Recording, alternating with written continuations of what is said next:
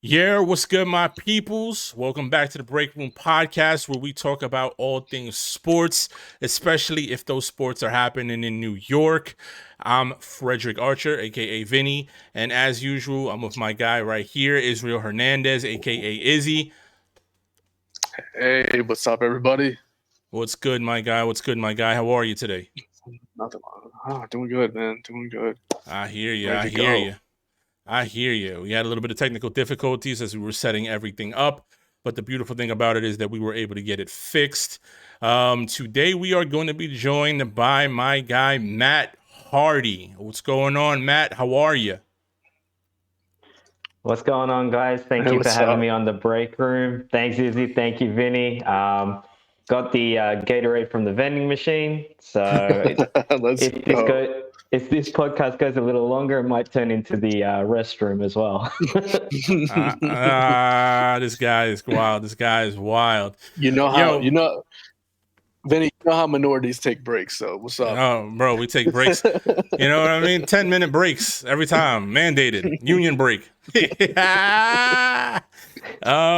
Yo, so what's going on, Matt? Yo, explain a little about yourself, man. um, Born and raised in Australia. Lived there for 29 years. Came to New York. Been here. Loving the New York state of mind. Played semi-pro rugby for about 10 years and then had to retire through concussions, but absolutely love the American sports here. Did a lot of study when I used to be playing and stole a bit of footwork from people like Ladanian Tomlinson, Adrian Peterson, those sorts of players to Name become a better drops. player. Nice name drops, but I Yeah. wouldn't say that I perfected their footwork. No, I mean, That's, no. I mean, Those dudes are insane. those dudes are really, really insane. Now, you just said that you played rugby back in the day. You said you were semi-pro, right? I played semi-pro rugby for from 2011 from 2001 to 2011. First contract came in at a 17-year-old, and I looked at the money that I was given. I'm like, what the fuck am I going to do with this money? But ended up going to America with it, with some of it. But yeah, it was a lot of fun. I had the blessing to be able to play with my older brother as well as my best friend for the 10 years, and yeah, a great time of my life, and enjoyed it very much. That's what's up, Sick, brother. dude. That's That crazy. is what's up. Now, yo, I'm gonna be honest with you, brother. Yeah. Like, I don't know nothing about rugby. All right, all I know is that homeboys they wear soccer uniforms. They don't wear pads. And I'm sorry if I feel like I'm disrespecting anybody because that's just how I see it. And the But dudes ball, get hit. yo, Dudes get what? hit though, Listen, bro. I know that I go on YouTube just to watch, those dudes like really put the work in, to watch those highlight clips where they truck people. But do me a solid, brother. Like, let me know what's going on. Like, explain rugby to me, bro, because I don't know what it is at all. Like, really, honestly, and I really do want to know what it is. Cool, definitely. Happy to talk you through it. Essentially, there's like two types of rugby. There's rugby union and there's rugby league. I played rugby league, which essentially you have six tackles. Typically, you'd kick on the fifth to get your field position and so forth. You fumble, it's the other team's ball. You get tackled over the sideline, it's the other team's ball. No such thing as a fair catch. You can't throw the ball forward. Those are the couple of things that you have there. You play offense and defense. So Mm-hmm. with me at my size, when the ball went from offense to defense, we moved me closer to the sideline, so I didn't have to do too much tackling. But definitely, Fuck, definitely a dude. physical sport, but one that I truly miss. I wish I could play forever, but no one can. But 100%. such a blessing to play. Yo, so what do you think about like them not wearing those protective gear like helmets and pads and shit? Like, aren't you scared like to get hit in the head, especially with like concussions and shit? Like you said, you got a concussion yourself. Like, weren't you nervous about that? Yeah, well, that ultimately was the reasoning why I ended up stop playing was because of the concussions. I ended up when it wasn't as monitored back in 2011. I had three in a week, so Oh, it was rough. Yeah, and I used to play with the headgear, Mhm. and I found it it's such a bad thing to say, but like I played worse with it on. And one day I didn't bring it, and I could see things coming from my peripheral, and I'm like, man, this game's easy now. And not so much in the post game, it wasn't so easy then, but Yeah, of course. very much a physical sport. But I played it, and the fear doesn't get into you when you start playing it under 11. So I was 10 years old when I started playing. So Gotcha. So you started playing it before you were able to get really scared of what could happen. For you, it was just another game. You loved it, and you were getting paid to do it. It's pretty much how it goes, correct? 1,000, wow, that's 100% right. And then you're in a situation where you just get used to the hits. You get used to getting brought down by the legs. Sometimes tackles hit you high and everything like that. And it's just like, well, you just keep going. It's just the Aussie mentality. 100%. For the love of the game. For the love of the game. Yeah. So, all right. So I have a question for you. Like, what was your best highlight, your individual accomplishment out there? Like, 3 touchdowns in one game. What's up? What you do? I never, like, probably if we went down to personal accolades, I would say the most I've ever got in a game is 5, which was good. But the thing for me was 5 scores to play. like... What you would see is like touchdowns. So five we call them tries. So but for me, what was so good for me was like I actually played for at a lower level, of course, but I played for the Balmain Tigers, which is who my mother supported and who I supported as a kid for a little bit. Imagine. And then that's like me being in the New York Knicks G League. I would be loving it. That's like me. That's like me being a net dunking on, Randall. What's up? That's not happening, but okay. So I got a question for you, brother, right? So, obviously, like growing up, well, maybe not obvious to you, but like growing up, basketball was my sport, right? And last week on the podcast, we were talking about like levels to, skill gap and everything like that. And we said that our friend Brian, he was just like head over feet above like me and Izzy, like by far. Facts. What separates people like in the amateur level and the semi-pro level and the pro level? Absolutely. The big thing with this is we call it park footy with the amateur level, where it's the fitness is the thing that you will see a lot in the amateur level. Like you will see them fatigue out around that, like rugby games go for 80 minutes. They'll fatigue out around that 60-minute mark. And that's where you can really hone in and your talent is really, it magnifies where you are in that amateur level. But with the semi-pro level, they're going to stay with you the whole time. They're going to be there. And it really comes down to the crispness as a semi-pro player to know when's the time to put the play on, when's the time to kick downfield, when's the time that you're seeing that person that's a deer in the headlights in defense and you go, okay, he's going against these defensive policy, he's going against these man-on-man, and now he's playing zone. We're going to take him on and go through there. So that's where you can see it in the amateur level to the semi-pro level. So basically what really separates the semi-pros from the amateurs is just, it's more of the IQ type thing, right? Like knowing what's going on a little faster. Yeah, exactly.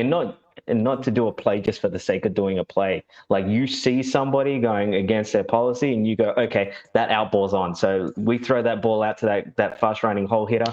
Bang, we're going through 8 items or less in for what you guys would call a touchdown.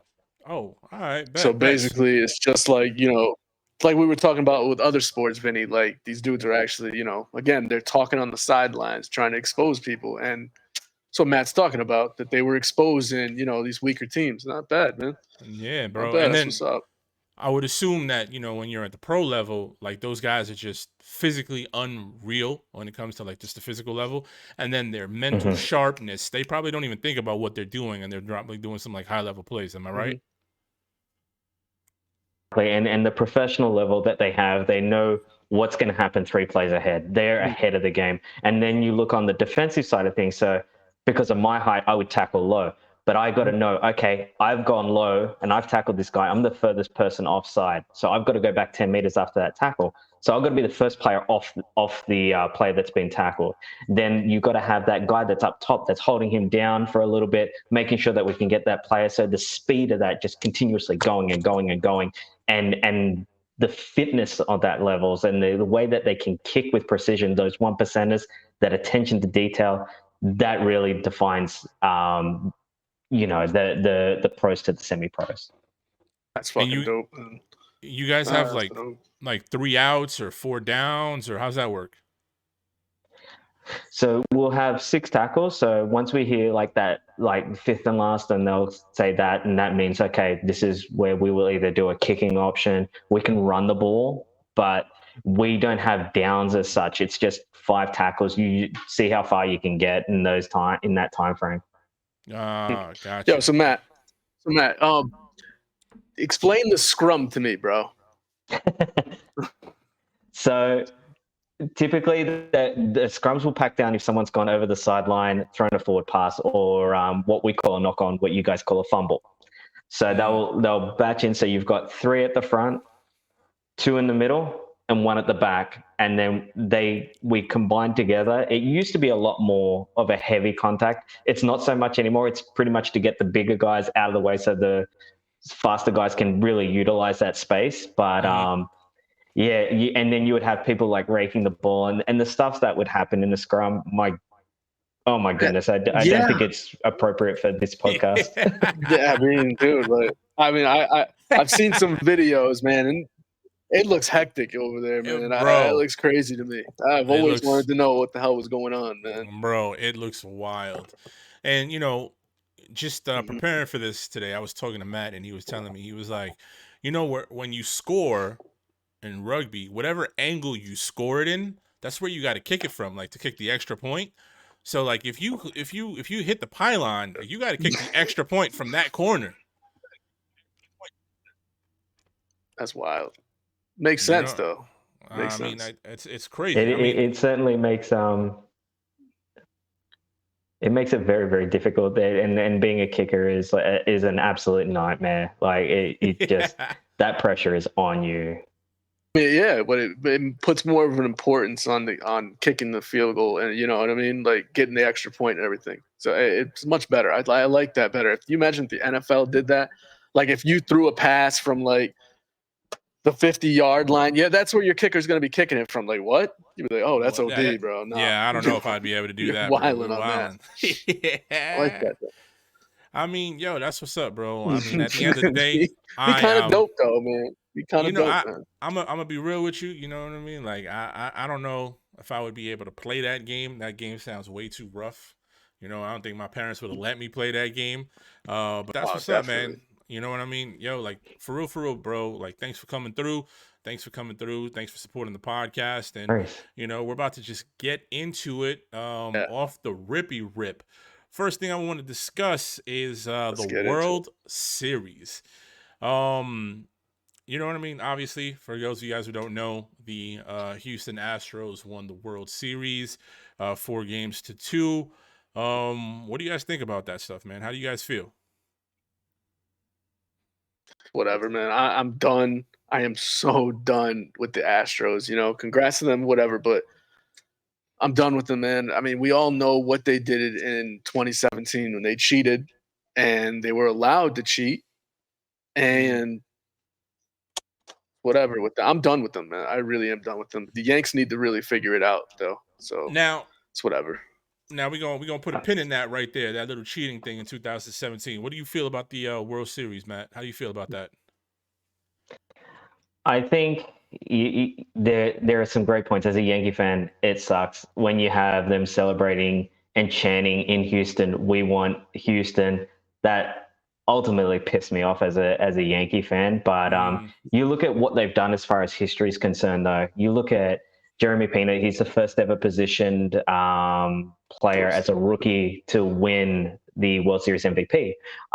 Then you've got Dusty Baker is the third ever black manager to win a World Series after Dave Roberts and Cito Gaston as well. And then you look at how good is that? And then You look at the players that they have. You've got Tucker there. You've got Alvarez there. You've got Altuve there. You've got Christian Javier and Verlander there. Do they have the opportunity to make a dynasty? Yes. But do I want to see it? Absolutely not. Hell no. Hell no. Fuck that. Sorry. I hate them. No, fuck them. You ain't gotta pull that punches. Yeah, I'm sorry. I'm just done with that team, bro. I really am. I hate them. I hate them. You know what I mean? First and foremost, if I had to say anything, I just want to congratulate one person on that team, and that's Dusty Baker. That man has been in baseball since before I was born.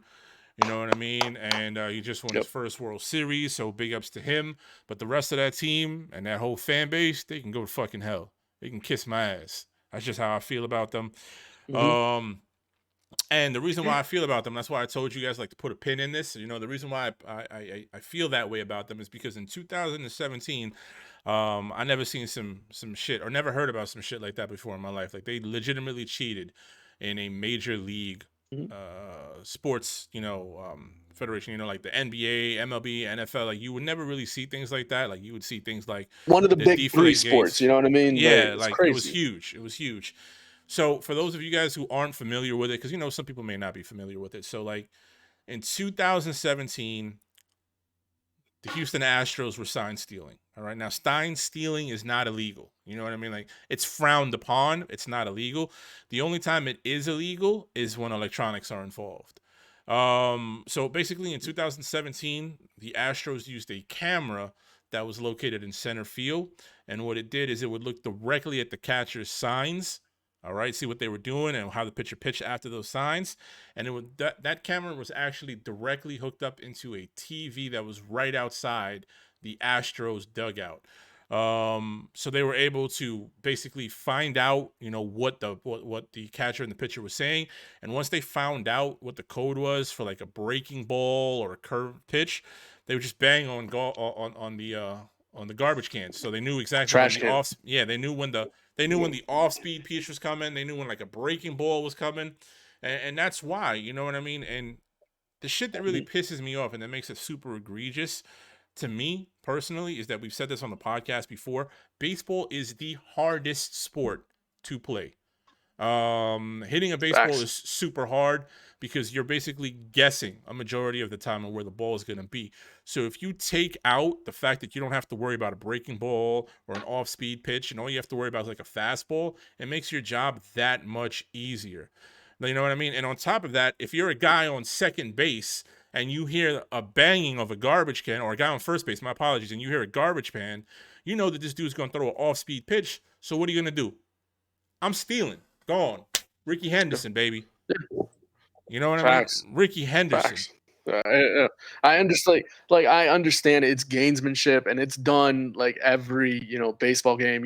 When you're on second base, you're trying to steal the signs of the catcher and everything like that. I understand that, but again, to do it electronically, to use cameras and your computer to sit there and have someone, because I guess they had someone dedicated to actually do this. Some dude was actually paid to do this.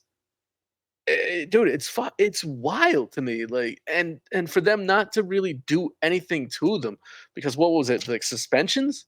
That's it. Because Carlos Beltran was allowed back in the league.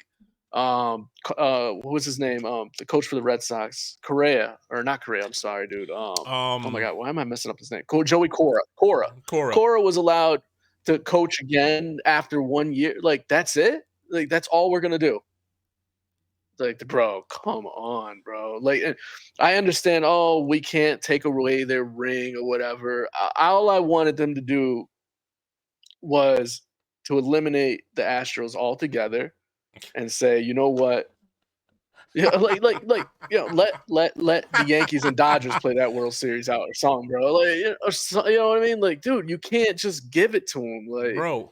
Let them keep it, because it was so obvious. I'm sorry to cut you off, bro. It was so obvious against the Yankees. Like, the Yankees, you look back at that series, the Yankees only lost away games. They only lost games in Houston. Bro, they won every single game in New York, and they won like, holy crap. Bro, you know what I mean? Listen to this. It wasn't even fair. Listen to this, bro. It was so obvious against the Yankees. All right. At home, The Astros outscored the Yankees 15-4. All right, and they were just pounding the Yankees, bro. They were doing it just like ridiculous. You know, they were 2 for 120. They were 21 for 122 or 62 for 122. I'm sorry. They were batting 238. They had 4 home runs, only had 20 strikeouts. When they went to Yankee Stadium, they were outscored 17-5. They went 11 for 92, so they went from batting 238 to 120. They had no home runs, and they struck out 5 more times. I'm like you can see this happening, like home and away. I've never seen that in my years of watching baseball. Like just the Jekyll and Hyde of playing home and being away. And it was so crazy that during those broadcasts, they were saying, this is a crazy series. It's whoever can win first on the road because blah, blah, blah, blah, blah, blah, blah, blah. So they knew what was happening, but they didn't know what was happening. And it was just annoying. I think that 2017 season, in my view, like you would call that the Houston Asterisks, because there should be an asterisk next to that. Facts. Judge also lost his MVP because of Altuve. But whatever. You know what I mean? It's whatever, dude. It's whatever. But yeah, bro. Like let's get over this because I'm done talking about the Astros. I really am. Sorry. I really hate those motherfuckers, bro. So, you know, just moving along, how do you feel about the Mets locking up Edwin Diaz? They needed to lock up Edwin Diaz. Especially now that you've seen with the Yankees how much of a bullpen, matters. I mean, come on, we've had Mo forever. We never had to worry about the end of games. Edwin Diaz, he looked phenomenal last year, and he wasn't the problem at all. So, yeah. You lock him up. You keep him. I agree. But this is the thing. They're the Mets, number one. Number two, how many times have we seen this where there will be a player that has a breakout year for the Mets? You look at R.A. Dickey, for example. Like, that dude was killing it. And then next thing you know, he was a bust and he was in Toronto. And this is where I look at Diaz and it's like a wait and see. And will the trumpets go away? Like, what's going to happen with this guy? Who knows? I'm all about the trumpets, man. I'm all about the trumpets, man. I really am. I'm not going to lie to you. You know, I haven't seen, an entrance so cool since Mo. You know what I mean? Like when he enters in, the way they time everything, it's dope. I think that's pretty dope as well. But R.A. Dickey, what a name drop, Mr. Knuckleballer himself. Bro, like for me, I think that's a lot of money for a reliever, dude. That's a lot of money. 102 million over 5 years. What is that? Like 20.3, 20.4 million a year. That's a lot of money. All right. Look, but he had his best season overall, yes, in 2022.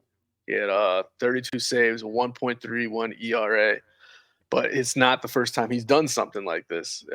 In 2018, he had 57 saves with a 1.96 ERA. So he can do this. I mean, I like him. I like him. You need a closer. You need a closer in this game. I like him too, and I like the fact that he gives Met fans something to cheer about because, their team doesn't give them anything to cheer about. So having him give them something to cheer about makes it that much better when they lose, and I'm pretty sure they feel the same way about us. Yeah, I'm not going to hate the guy. I'm not going to hate the guy. Plus, he can only be used if they're winning. So you got to win first to put him in. I hear you. But you got to look at it this way also. You got Liam Hendricks. He's making $18 million a year.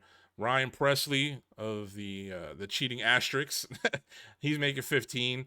Raisel Iglesias is making 14. I think that they're just really, really, really overpaying to not lose him because he was such a boom for the team. 20 million, bro, that's a lot. Well, I mean, Steve Cohen has to be what the richest baseball owner in the league right now. So I think he's just flexing his muscles right now. trying to let everybody know think, that nobody's going. Do you think that this might have been the case of, you look at the Yankees and what's happened with Chapman? Do you think this is a situation where they need a reliever? We don't want him to go there. That has to play into it, Matt. 100%. Like, you know what I mean? That has to play into it. 100%. That has to, there's no way Steve Cohen is going to be losing his guy to the Steinbrenners. You know what I mean? That's a fact. It has to be playing into that. But, I mean, if I was Steve Cohen, too, I would know that the Yankees are more worried about losing Judge than anything else. That's a fact. That's a fucking possibility right now. I mean, we're going to talk about that as well. But, realistically speaking, I think he's flexing his muscle. I think he doesn't want to lose it. So I feel you on those points. On another topic there, Vladimir Guerrero Jr. is running his mouth crazy right now. How do you feel about what he's saying about the Yankees, about how they're afraid to play the Blue Jays, that the Red Sox are afraid to play the Blue Jays? Like, how do you feel about this man? He needs to stop, bro. He needs to stop, all right? Because in all truth, I believe the Blue Jays, they underperformed last year or this year. They were supposed to be the AL East champions. They were the ones supposed to be coming out the AL East, so they didn't even. And second of all, Vladdy Jr., you ain't your daddy, so shut up. That's all I can say about that. Definitely ain't his pops, bro. That was my favorite player. 100%. And this is the thing as well. Do you recall he had that walk off, and he said, "This is my house against the Yankees." After that, the Yankees beat the brakes off the Blue Jays. And I don't understand this. I don't know if he's trying to find a way to motivate his team. I don't know if it's just he's hit the off-season juice a little bit too hard. I have no idea. I mean, all right. So Matt, you were an athlete, Matt. Did you not do stuff like that when you face certain teams? Exactly. So that's all it is. Absolutely not. I was one of those players where I was my brother was the biggest smack talker I've ever come across, but there was a guy that had red hair and he called him Sauce. You haven't played a sports game with me. That's why. My brother had a guy, and this guy had red hair, and he called him Sauce. And the guy ended up dyeing his hair brown, and my brother ended up calling him Soy Sauce after that. This is how much of a smack talker he was. And then, but for me personally,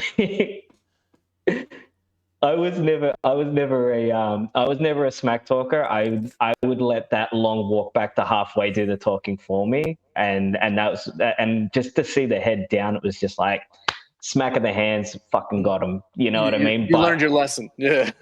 Not me, bro. If my team is not performing, I'm not going to go out there and put them under another level of pressure against a team that I believe is a World Series contender. That is, to me, stupid. 100%, bro. But the Toronto Blue Jays were supposed to go out there and they were supposed to win the East. Dominate. Like you look at all the predictions in the beginning of the year, Toronto was supposed to beat everybody. The Yankees were supposed to come in second or third. So, you know what? It blew up in his face anyways. My whole thing with him is like, all right, so I am like, Izzy will tell you, like, I will talk trash and I will talk shit about anything. You know what I mean? Like, I will talk shit about anything. Like, it doesn't matter to me. Like, that's what I'm about. I love it. And I just think right now, my man, he's in Toronto. Nobody gives a fuck. You know what I mean? Like, that's baseball hell for the most part. You know what I mean? Like, nobody cares about him, and he's just trying to bring some eyes to that area. He wants people to look at his games. He just wants all that other stuff. Because at the end of the day, we're going to talk about it real quick. He's not his father, but if he played for the Yankees or if he played for the Boston Red Sox, he'd be a fucking megastar. And the reason why is because Dominicans would just gravitate to him like crazy. If he went to Boston, he'd be like the next Big Papi or Manny Ramirez. You know what I mean? Like that's how crazy it is. He came to the Yankees, he'd be like Robinson Cano. You know what I mean? Alfonso Soriano. Like, they would love him. But he's at a place that nobody cares about. You know what I mean? So he has to talk up his team. He has to talk up that shit. He has to try to get eyes to look at it. I mean, look at it this way. He said it, and we're talking about it. Yeah. He said it, and we're talking about it. Yeah. So something went right. Because he touched the nerve. He touched the nerve, though. That's the thing. He touched the nerve. He poked the bear. This is what happens. I mean, sometimes you gotta let Yeah, sleeping dogs lie. also to add though, Vinny, I'll go to it. Vinny is the biggest trash talker out there. When we used to play Modern Warfare 2 back in the day, I was the best player on the team. I carried the team. I never had to talk shit to anybody because I had, this man doing it all for me. He would go out there and act like he's the one that got MVP of the rounds. It Oh wasn't him. my It was me. gosh. I dropped the nuke. Bro, but him. it But didn't. he It's talked never like changed. he dropped the nuke on It's people. never changed. I used to get mad. I used to get people so mad, and I'm so quick with it. You know what I mean? Like, I don't think about what I say. I just say it. Like I said it. I think it was like in the first podcast or the second podcast. Somebody had knifed me, right? Just a game. He had knifed me. He had executed me, and this man waited all game. You know what I mean? He waited the whole game, which is like another 5 minutes. He waited all game, and once we came to the screen, he goes, "I executed you like John F. Kennedy." And my response without thinking about it, it was just like how long did it take you to come up with that whack ass joke? And he just got quiet. You know what I mean? And like that's just how it, bro. Like it just I fire at a different speed when it comes to talking shit. Like I just love doing it. You know what I mean? Yep. My verbal skills far outweigh my athletic skills in sports and things like that. I'm ready to spar and jab with anybody when it comes to that. But that's just how I like to do it. I like to put the pressure on myself to perform. And honestly speaking, when you talk nonsense, just in general, and you talk a lot of junk, and you talk a lot of shit, there's two things that can happen. One, you put pressure on yourself, but also you put pressure on the other person, because the other person is hearing how you're speaking before you play them, and they're like, I can't lose to this fucking guy. Like, I cannot, because if he's doing this shit now, imagine if he wins. It's going to be a fucking wrap. You know what I mean? So technically, I usually get the best out of people. People don't want to lose to me in anything, so I get the best out of them. But then that also makes me compete at my highest level, because I know that if I lose to somebody that I'm talking shit to, it's because they didn't want me to lose. They didn't want to lose to me. They didn't want me to win. They gave me everything, and I gave them everything, and then it just happens like that. So I like it like that. That's me personally. I just like that I had him talking shit for me. That's all it was. And for me, like I introduced my brother to Terrell Owens, and my brother is a huge Terrell Owens fan now. But the week that I showed him, we had a game on the Sunday, and he was wide open, and I've just launched that motherfucker as fast as I could to him, and he's just gone bang right through. And as he's gone through, I've turned my back because I know he's through. He scored. And I'm just hearing the booing and the F-bombs going everywhere. I'm going, what's going on? He comes running back like a friggin' show pony. I go, what happened there? Because I can see like there's bottles on the field. And he said, I stood on the advertisement and did the Terrell Owens star thing. And I went, oh my gosh, no. I like your brother. That's my kind of guy. Oh man, Matt, you're my kind of guy, man. You're my kind of guy, man. Just that's that. Yeah. Love it. Oh man.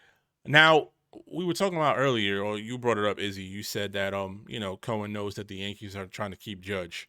Like, where do you think Judge ends up, bro? Like, where do you guys think Judge ends up? Dude, like this is starting to bother me, because if they do lose him, I'm gonna be upset. Like, it's just like, dude, come on. He's a homegrown Yankee, and this does not happen to us. Like, we don't have these kind of talks. Like, this is not, you know what I mean? This is a Mets thing. This is not a Yankee thing.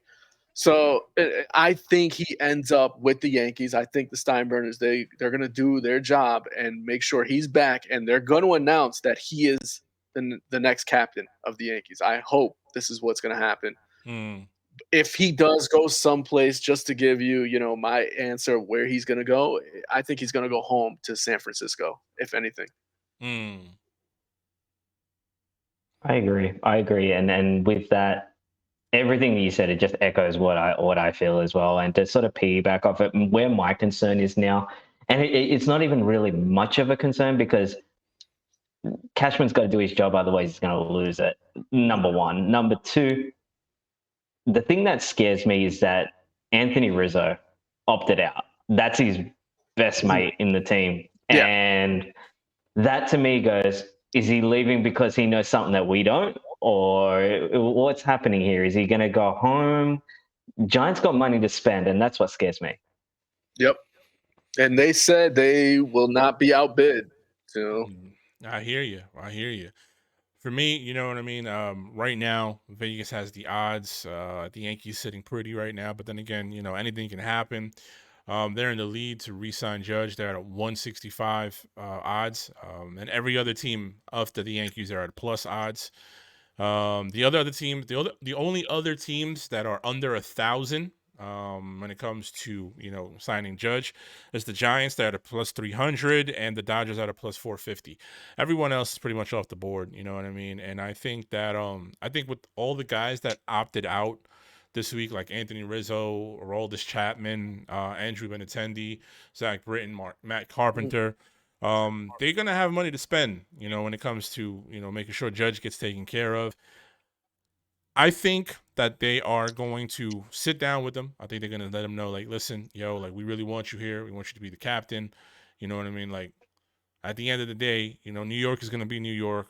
You know, they all love you when you produce, and this is just how they are when things aren't going their way.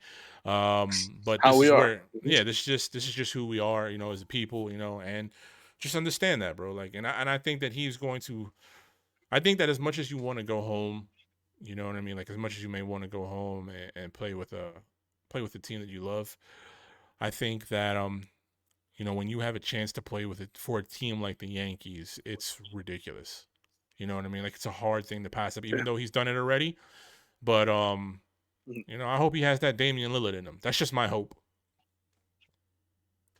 You know, let's hope so, because losing him would be crazy. Like, the dude just beat Roger Maris's home run record. Like, what are you doing? Like, if you don't bring him back, like, Brian needs to go. I think so. You know, it's just wow. It's I can't believe we're having this talk. Just can't believe we're having this talk. Shouldn't have got this far. Shouldn't have. If that happens, I think Brian Cashman will be on Indeed if that happens. Hope so. LinkedIn. Hope so, man. Hope so. Yeah. Now might see him doing this podcast. We got some yelled at. we got some position players that we're gonna have to work on. I think one of them is shortstop. You know, where do you think the Yankees are gonna go with shortstop? I would love to see them bring in Carlos Correa. I mean, I wanted him last year. I don't know why Brian Cashman made that trade that we talked about, letting go of Gio Urshela, bringing in IKF and everything. It didn't make sense to me. You should have brought in Correa last year. You should have brought in Freeman last year. You should have put pieces around Judge, but it's whatever. That shortstop, Pereza, he looks okay. Okay. If that's what you want to do. I mean, that's who I was looking at, is Pereza. I mean, unless you could bring in Correa. But, yeah, that's all. It's upsetting. What about you, Matt? All right. I'm very upset about the whole thing. For me, it's got to be whoever it is. It's got to be short term because of what we have as far as prospects is concerned. Anthony Volpe, I believe is how you pronounce his name. Single A and high A, he's got 27 home runs, 33 steals in 109 games. This guy is our number one prospect. They're already touting him as the next Derek Jeter. I think this is the guy that we are going to have long term. So right now, whatever we're going through right now is a short term pain because the long term gain is coming. Now, Matt, this is not like the Yankee way lately of letting their, kids come up out of the farm, So you really think they're going to stick and let Volpe come up and play? Because I don't think they will. I think they might use him as a trade piece. I think they will. I think they're going to just go with that short term, 1 year contract, 2 year contract with somebody, and then bring this kid through. I think in the 2 years, the young man will mature and be ready to go. I mean, if I was going to go I think if I was gonna go for anybody, I'd go for Trey Turner. Volpe is doing pretty good. Volpe, however you pronounce his name, he's doing pretty good. You know what I mean? And I get where he's coming from, but like I don't like the pressure of he's the next Derek Jeter. That's a lot of things to like consider when you're doing something like that. Personally, like I said, I like Trey Turner. That man has been, the second best position player in baseball since 2019. He's the only active shortstop batting 300 for his career. Who else has done that? Who's the last shortstop to do that? Oh fuck, I forgot his name. It was the fucking captain. You know what I mean? Like he did that. He has, last season that just passed, he had 3 hit streaks. 3 games where he did 20 plus hits in hit streaks.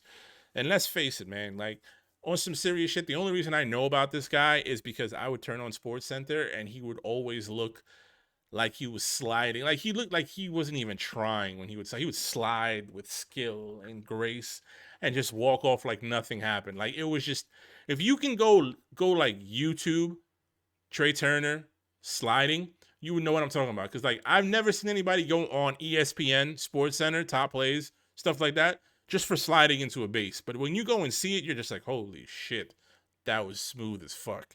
You know what I mean? And I feel like it's my other point though, Vinny.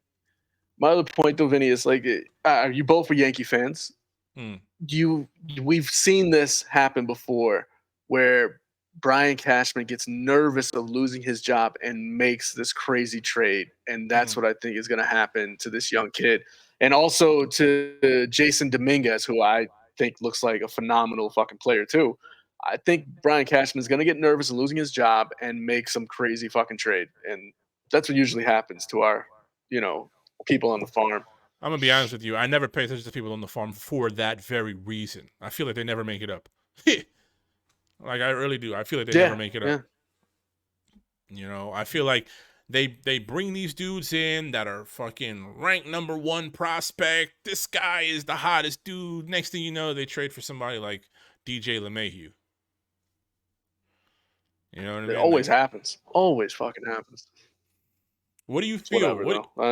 As Yankee fans, because you guys are both Yankee fans, like as Yankees fans, what do you feel like the Yankees have to do to compete? You gotta put people around Judge. Like I'm tired of always depending on the home run. We need guys that are going to get on base, work the count. We need a bullpen as well. Like we need some arms in that bullpen. We need a closer that we can depend on, someone we can rely on, because what we had last year was just up and downs, dude. And it's not how you win, So we need a lot of things in this team. And I wouldn't be surprised if Judge left just because of that.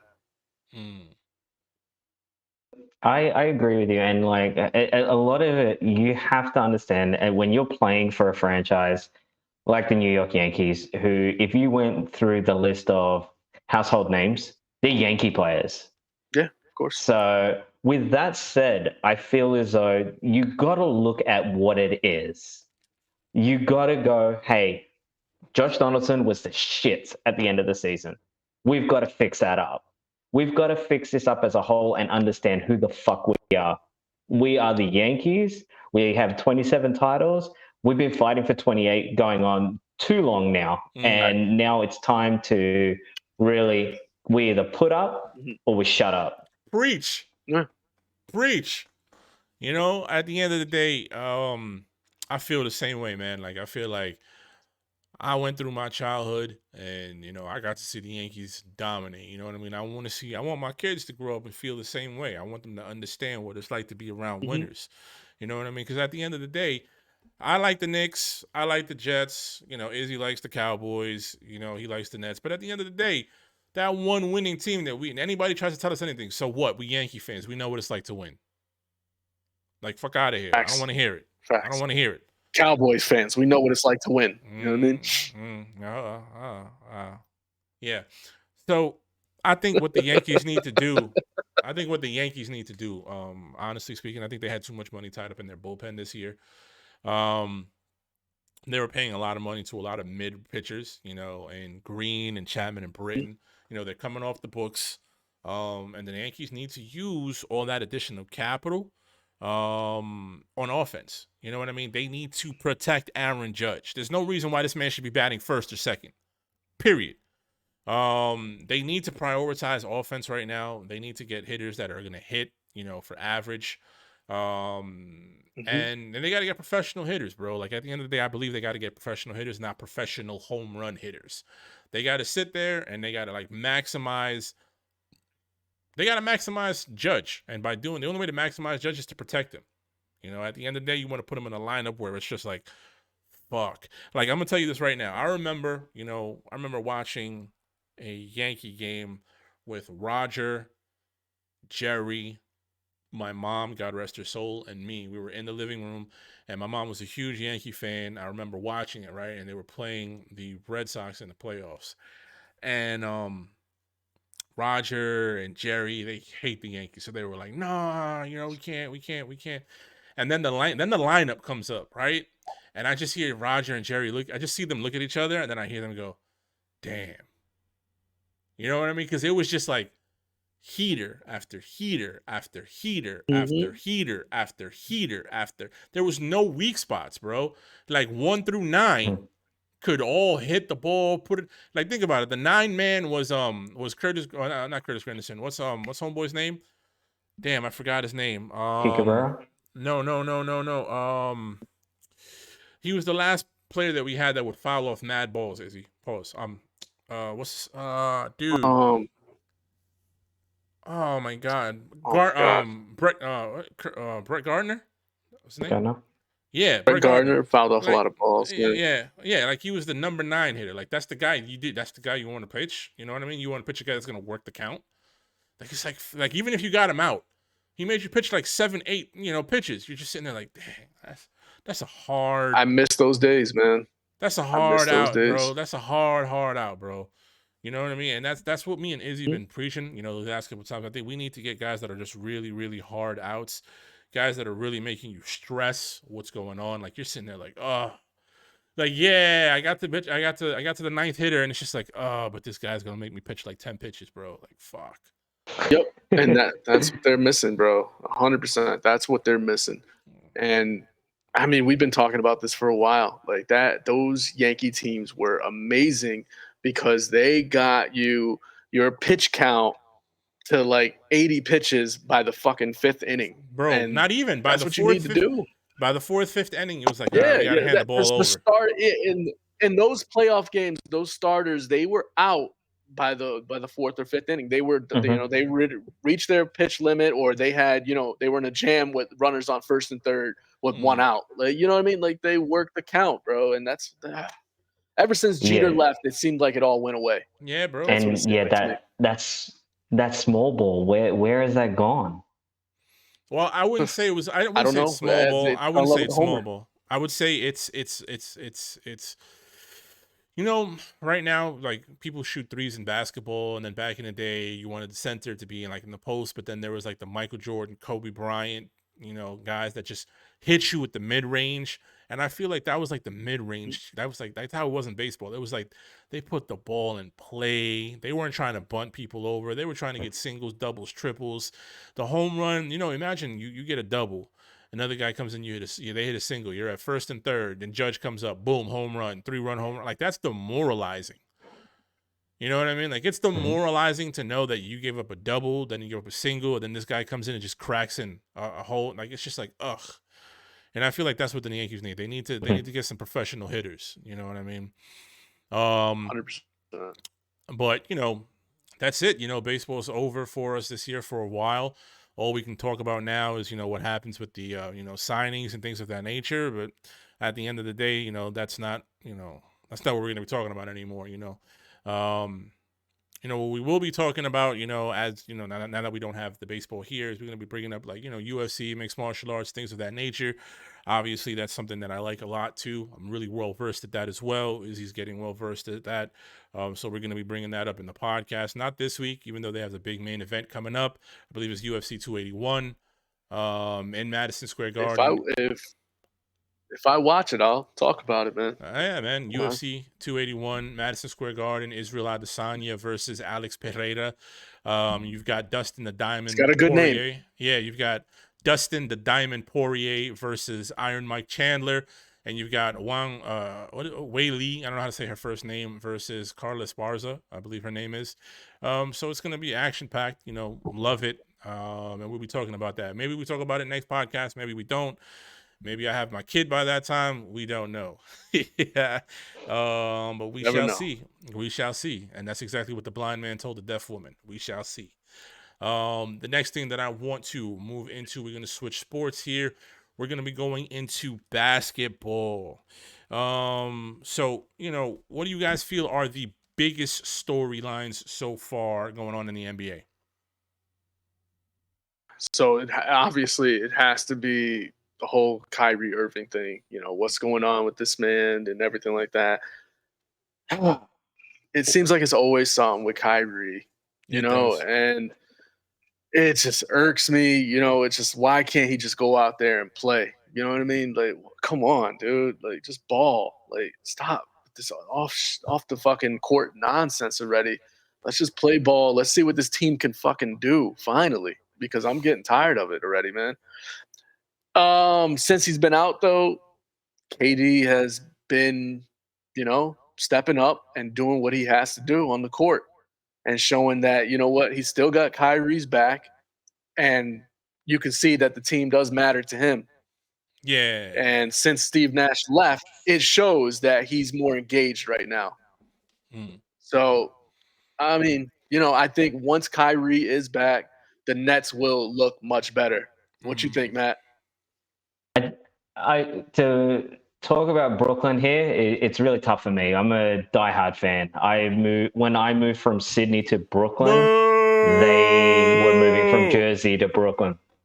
Oh, stop your nonsense. But I really like the coach, Jack Vaughn. I think that's a great coach to have right now. The thing that really bothers me, I call them right now Desperate Housewives of Brooklyn. They are a reality drama show. If it's not vaccinations, it's always something that's going on. There's trades, there's all sorts of nonsense that goes on. We don't like the coach, we're not listening to their plays, we've ignored the head coach. I don't feel like playing because I just don't want to. I'd rather look like I'm at a fashion show. I don't like that.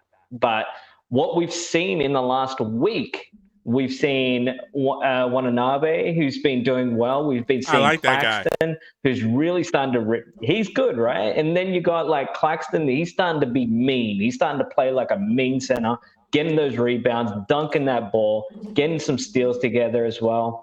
I feel as though we don't have the full continuity, but we're stopped hooping, and now we're playing basketball. I mean, I get it. Yeah. I get it. I think you Net fans think that the biggest thing in the world right now in basketball is the Nets. You know what I mean? Like, I get it. I'm not gonna say anything about it. Let's talk about the Nets, whatever. It's facts. But in my opinion, I think the biggest storyline for me, if I was to put my 2 cents in, I think the Nets, we're gonna dedicate some time to them in a little bit. But I think like the overall biggest theme for me is the way the NBA season is shaping up. You've got the Utah Jazz. They're 8-3 right now. And I think that that's a huge storyline. And I think that it's a huge storyline for a couple of different reasons. One, they have a better record than the Grizzlies, the Celtics, and the Nuggets. Two, they have a better offense than the Bucks, the Sixers, and the Warriors. And right now, Lauri Markkanen is showing out. He's showing why. He's showing everybody why. He was the fastest big man ever to have 100 blocks, 100 threes in a season. And not for nothing, this man has got the 4th most points scored in wins. Do you know who the guys above him are? I'm guessing you guys don't. It's Giannis, Donovan Mitchell, and Ja Morant. You know what I mean? Like, I think that's a storyline, And the reason why I think that's a storyline is because I think the trade deadline is going to be fucking sick with that team. Obviously, their goal is to... Exactly what I was thinking just now. Yeah, I think that their goal, they want to get Victor Wembanyama, however you pronounce his name. I'm sorry, I don't know it yet. I did the same thing with Antetokounmpo back in the day. Victor Wembanyama, I think that's his name. And I feel like they are going to really, really, really put a lot of pressure on a lot of the teams out there because they're putting guys to play. And it's surprising to me that I think it's so surprising to me that they're doing this, like especially the Danny Ainge, because I think he wanted to do everything at the trade deadline. But I think if he keeps this team the way it is for too long, they're going to be out of the Wembanyama sweepstakes. So you should start seeing guys like Clarkson, Olynyk, Conley. You should see everybody start to dip out. And I think the only two people that are really going to be staying there are Lauri Markkanen and Colin Sexton. For me, that's the biggest storyline. Because I think a lot of guys on that team is going to get traded away. Yeah, I mean, they weren't trying to win at all this year. Mm-mm. They were going to tank for Victor, and I understand it. I mean, after seeing the dude ball out, yeah, I would too. Yeah, I see Lauri moving on to another team. Definitely. I think Lauri's going to be the first one gone. No, I don't think so, man. He's one of the main reasons of you winning. I think he's going to garner some fucking, some higher picks back and everything. So I think he's going to be the first one gone, my opinion. What do you guys think of the way that Cleveland's balling out right now? I think that was expected. Yeah, I'm going to be honest with you. I think that was expected. I think that, Donovan Mitchell alongside, first of all, they were a great team last year. Let's just talk about that right now. Darius Garland, Lauri Markkanen was there, Evan Mobley, Jared Allen. They have a good team, solid team. You got, Kevin Love can come off the bench and do what he does. Unfortunately, the Knicks know about that all too well. And then you just sit there and you take away somebody who didn't play last year in Colin Sexton. You take away a guy like Lauri Markkanen, who pretty much was the same guy as Evan Mobley and Jared Allen. And you put in somebody who is an amazing talent in Donovan Mitchell, and you're just like, this team got better. And Ricky Rubio is going to come back sometime during the middle of the season to give these dudes some time off the bench. And before he got injured, he was balling. Mm-hmm. The team looks legit. It does. It's a very good looking team. Good for them. Good for them. Very, very young very too. Good looking young. Team. Yeah.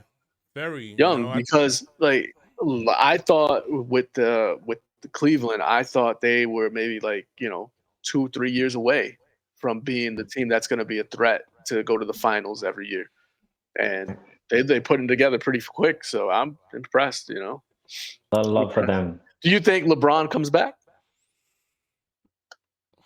I don't give a fuck about LeBron, to be honest with you. You know what I mean? Like I don't like nothing. He don't even look. So this is how much of a bitch I think LeBron is, bro. He's losing and now he looks disinterested.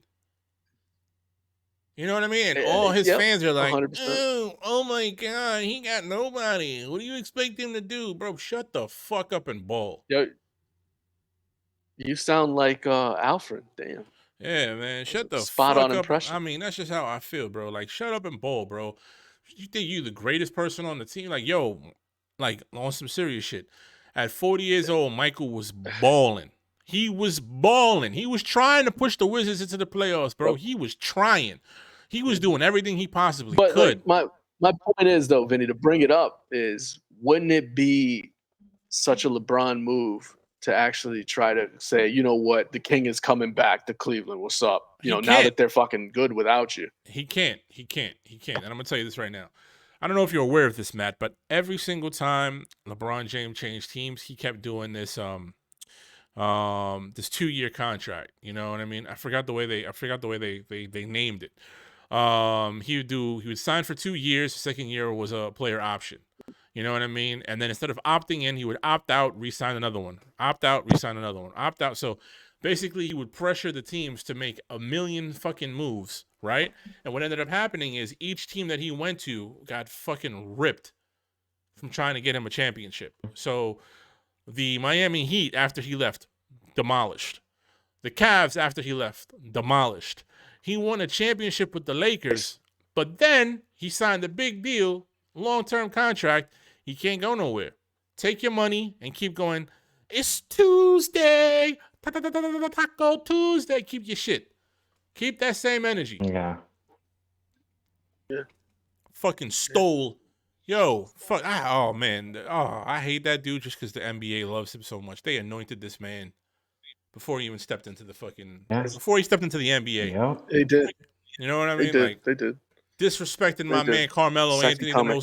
the most disrespected superstar to ever step foot in the NBA. Just because he came in with fucking Charles LeBron Barkley. James. No. No, it was Carmelo Anthony. You know, Charles Barkley won an MVP. It's Carmelo Anthony. We're gonna have a whole conversation about how great Carmelo Anthony is at another point in time. You know what I mean? We definitely will. I know we will. You know what Carmelo Anthony's doing right now? He's not flopping. I'll tell you that much. I mean, he should be on a team already. There's teams out there that could use a Carmelo Anthony. You know what Carmelo Anthony's doing right now? Whatever. He's braiding his hair and getting the shape up. Yeah. Fuck you, LeBron. Mm-hmm. Thinking about Lala is what he's doing. I bet. I mean, who wouldn't? I saw that lady in real life. That lady is so beautiful. That lady is so beautiful, bro. Oh my God. I think Elizabeth is tired of hearing me talk about her. I'll tell you the story. You know what? I'm gonna tell the story of the podcast. I'm gonna tell the story. So I used to work at JetBlue. Right? I come in, in the arrival section, I walk in and, I take a look and I'm like, oh shit, who is that? Yo, some lady in jeans and a pink top looking fucking wild sexy. I'm like, oh shit, who the fuck is that? I'm like, all right, boom. You know what I mean? Start doing my little Martin walk to them. Hey, what's going on, bro? Like, I get to her, I'm about to say what up. She turned, she looked at me because I know we about to talk to a girl. You get a little close. She looked at me. I looked, I was like, and then this came right out my mouth. I was like, oh shit, it's Lala. You know what I mean? And then I just turned around and I was like, man, my first thought was, yo, this nigga Carmelo, if he is here, he's about to rock my shit. You know what I mean? I got mad close to his wife. I was like, oh man. You know what I mean? And I just walked away. But bro, that lady is fucking gorgeous. Wild gorgeous. You know what I mean? Sounds like you're in La La Land. I mean, I was. I remember him telling me that story. Bro, I was like, oh man. Yeah, that was good. You know what I mean? It was hilarious. It was hilarious. It was hilarious. Now let me ask y'all a question, man. Who do y'all think, obviously we made our picks on who we think the most improved player is going to be. Who do you guys think is going to be the most improved player this year? Who's taking that cake right now? Right now, at this moment, Tyrese Halliburton. You think so? He's balling right now, bro. He's been playing out of his fucking mind lately. Like, look at it. Look at his stats, man. He's playing out of his mind. I think he's averaging this year so far 21 points per game, 5 rebounds, 9 assists. But I mean, dude, this is a huge step up from last year. This wasn't expected from Tyrese Halliburton. I mean, he's doing his thing right now. It was. He was drafted before Obi Toppin. He was expected to be fucking good. Mm-hmm. And what really pissed off a lot of Knicks fans is we were just like, yo, Sacramento, we had no fucking idea this dude was available. Why didn't you tell us? They traded him for a bag of chips and Sabonis. They did. Sabonis is playing well too. So I mean, but yeah, Tyrese Halliburton, bro. Like, you look at his numbers, compare him to last year. He definitely most improved. He's in that He's in that topic right now. He has to be. You can't deny it. What you think, Matt? Who you think is up there for the most improved player?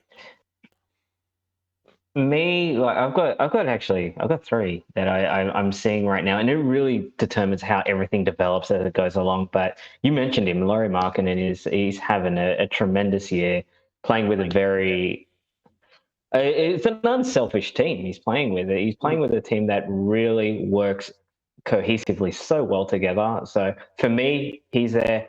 No one loves an underdog better than me as well. So I also, it's a long shot, but I think Zion's actually on his way as well. I think he's going to start balling as well. And to see where he went through with his diet and everything like that, everyone wanted to make fun of him. Barkley said, me and Shaq had a baby and here's Zion. But I just really feel like the way he's coming back is just awesome. I like him, and last but not least, Darian Fox has been crushing as well. Darren Fox, yeah. I like Darren Fox. I hear you. I hear you. Mm. Yo, I know you mentioned Zion. Did you see when he wasn't even looking and Trae Young ran into him? Bro, it was like walking. It was like running into a wall. Gilbert Arenas saw the post. I believe it was on ESPN, and he responded. That reminds me of when I ran into Karl Malone. It didn't feel good.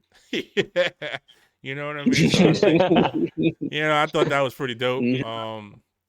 For me, there's a couple people out there that are really, really setting the pace, setting the tone. I think Shai Gilgeous-Alexander is fucking wilding right now.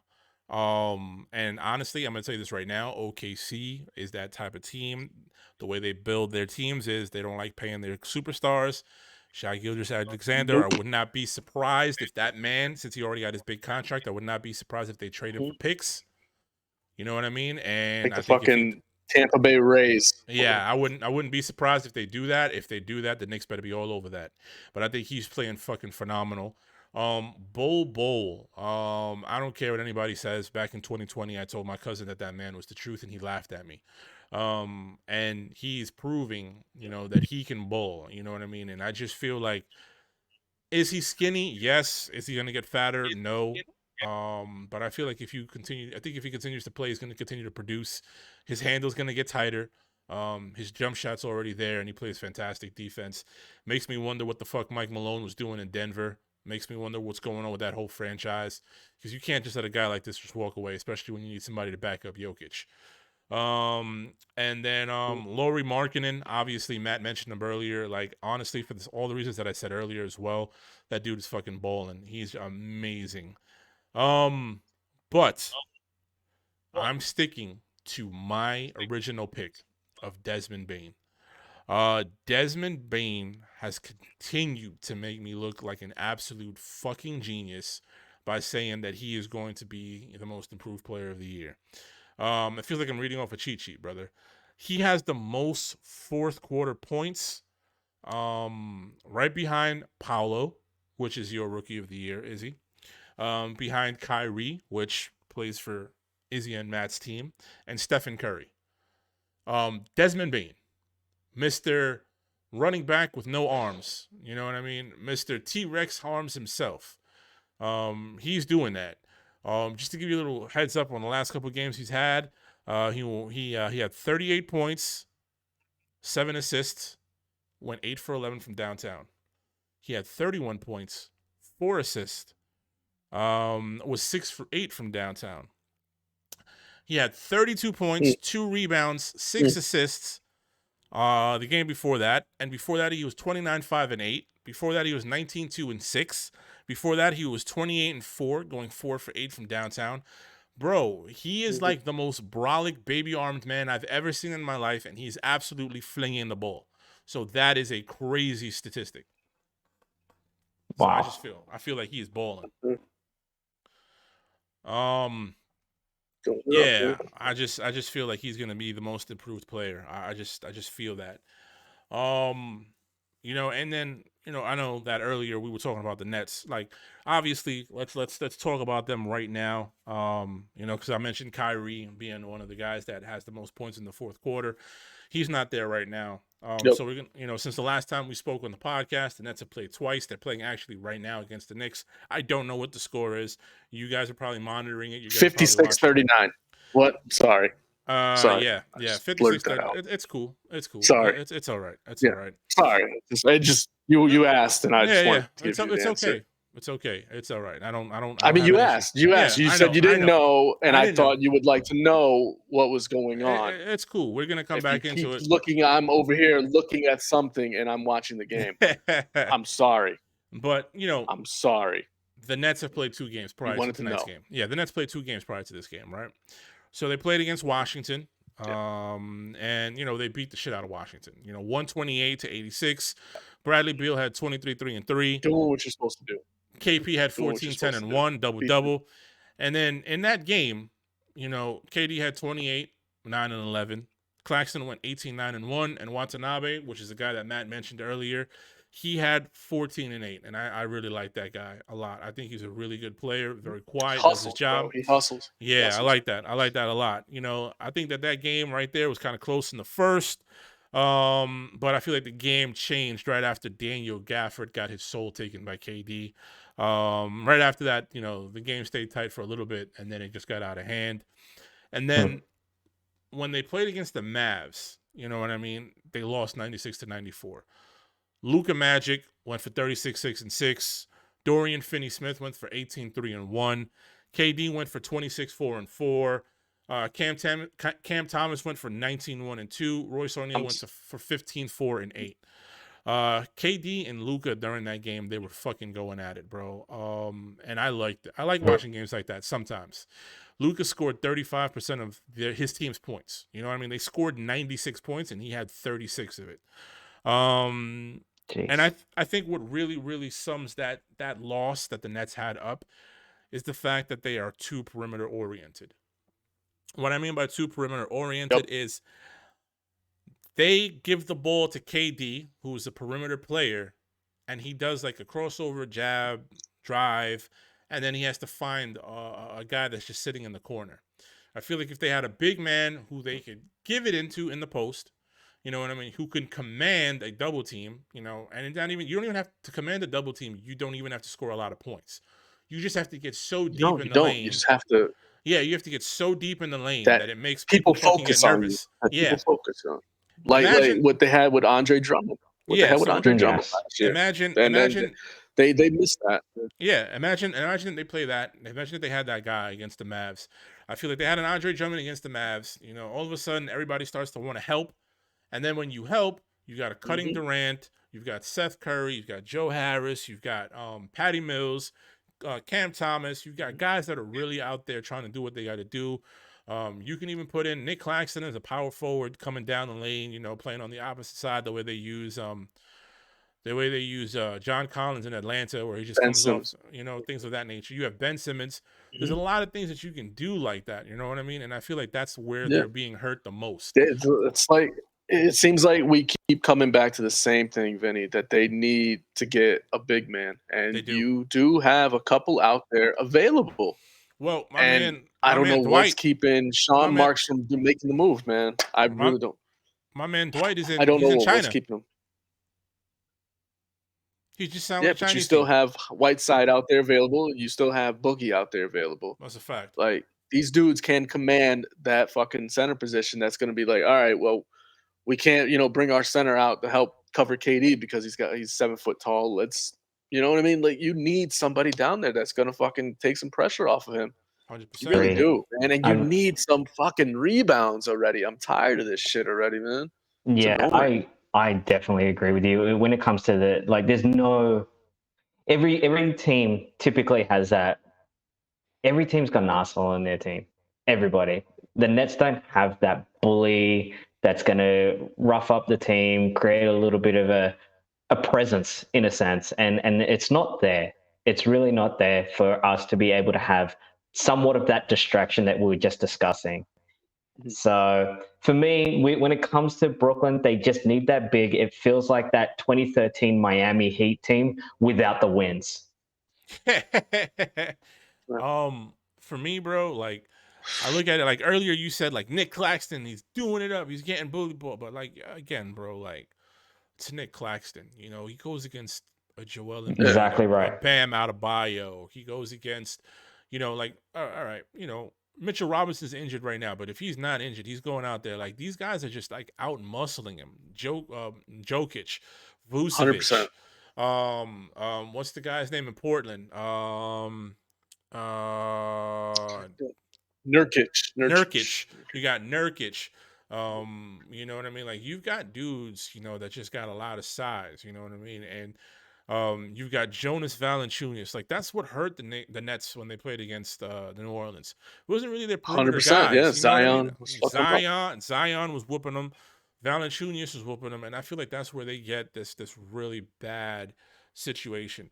They're trying to be like the Toronto Raptors, where they're very like tall, have a long wingspan. They try to cover up like paths, but they don't have those defenders. You know what I mean? Like you don't They have don't. those defenders. You know what I mean? Like you don't have guys that have those wingspans and they can lock up here, that can lock up there. And I feel like that's where they have the biggest issue in regards to winning Yep. games. Honestly, I think they're severely Utah underperforming. Watanabe, he's trying, but it ain't happening, man. Yeah, they have a It they ain't have happening. a He's they have a not big team. enough. They have a team that's underperforming. I really do believe they have a team that's underperforming, and I just think that that's the issue that I'm seeing right now with them. I'm not really seeing No, anything early. else It's early. that's crazy. Jack Vaughn, we're gonna see what he does. I'm gonna be honest with you. I'm not familiar with his past coaching experience. I don't know what he does. I don't know how he's gonna affect the team. But at the end of the day, good for him. You know what I mean? He's there. He's doing what he has to do.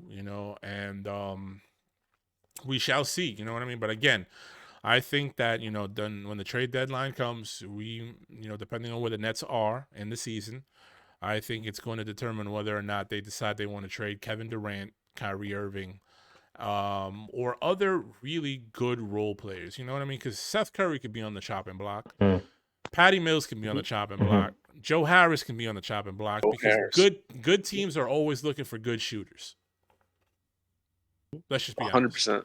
100%. But hey, you know what, dude? It's early in the season. They have time to figure this shit out. You know what I mean? And if they do their job, which is to go out and beat those teams you're supposed to beat, you'll be all right. Because recently they won games that they were supposed to win, and everybody's getting happy again because you're out there winning. Because winning cures all. Go out there, Sure. beat those teams you're supposed to beat. Come trade deadline, let you be in that race because that's all that matters. Then you go out and you make your moves. You start adding, some pieces and see what happens, man. So it's early. I'm not too worried about it. It's still early. When are you tend to say that a lot. Like it's early. When are you going to start worrying? Let's hear that. When are you going to start worrying? When I'm gonna start worrying about it, All-Star break. I'll start worrying about it if they're still doing this shit. Gotcha. But right now, dude, it's you're still like what? Not even like 15 games in. Like, let's just relax, man. It's an 82 game season here. Just relax a little bit. Calm down. I hear you. What about you, Matt? When are you going to start worrying about this team if you're not worrying already? The things that honestly, it comes from seeing the history, and they have this proclivity of, oh my gosh, like a player gets injured, you get your superstars injured, you get your superstars going through these distractions, and that's what concerns me. And we need to see a run. We need to see a winning streak coming along. This needs to start going in that direction because there are peaks and valleys in a season, and right now, I don't know how many valleys they're going to be for Brooklyn. So we got to start seeing some peaks right now. I think they'll be all right, man. I really do. I mean, like, I really do. Like as a former West Coast trip professional, coming up. like as a former athlete, a former semi-professional, when you see the Nets, right? Do you see anything there that like regular people probably might not see just because you've seen it as an athlete? Yeah, definitely. The body language with Nash before he left, Steve Nash. The way that they didn't interact with him like he was a coach. There was no respect there. And there never, for me, from what I could see, there never was that respect. When you saw KD do that full game and Steve Nash embraced him with that hug, that was one-sided. Yep. And that is just, when you see that sort of thing, you go, you need that whole, like, you look at, like, okay, I hate to go back to it, but you look at the Astros and the respect that they have for Dusty. And you see what they're doing now with what they did with Steve Nash. And then you're hearing, oh, they were ignoring play calls and everything like that. That behavior is not going to win you championships. And if that's going to happen with our new coach coming in, we are going to see more valleys. And ultimately, they're also messing with themselves when it comes to their value. Because if you go to another team and they see what you're acting like, oh, are you going to do this to our coach? Or are you going to do this with our playing group? This is shit that I see and I just go, this is not the team that I started supporting. And this is the team that would make anybody that doesn't support this team hate this team even more. 100%, dude. I'm with you on that. I saw that with Nash. They weren't responding to him. They didn't show him any respect. But so far with Jacques Vaughn, it looks like there's like relief with the team, especially with KD. Like he's like, all right, thank God. You know what I mean? Like maybe it's like he had all that pressure on him because every Nash's offense was everything to KD. Like, you know, it was like deferred from him what he saw out the court. If he didn't see a good shot, he had to pass it up. And you often saw KD under Nash taking fucking shots with people's fucking hands in his face because he had no fucking help. Right now, it looks like they're playing better right now to me. I agree with you, but at the end of the day, there's a position. Like if we went to work, let's just say we went to work, we don't respect the manager. Does that mean we can go off and go and do our own shit and ignore them? No. So when you're a professional and getting paid millions of dollars because you're meant to be the elite player, the elite team, and representing Brooklyn to the best of your ability, and your objective is to ignore that person, that's not professional. And that's not going to win you championships. And that, as a fan, makes me sick. At that point, I do get that point, but you have to. That's all on KD, on his attitude. Honestly, I feel like that's what that is.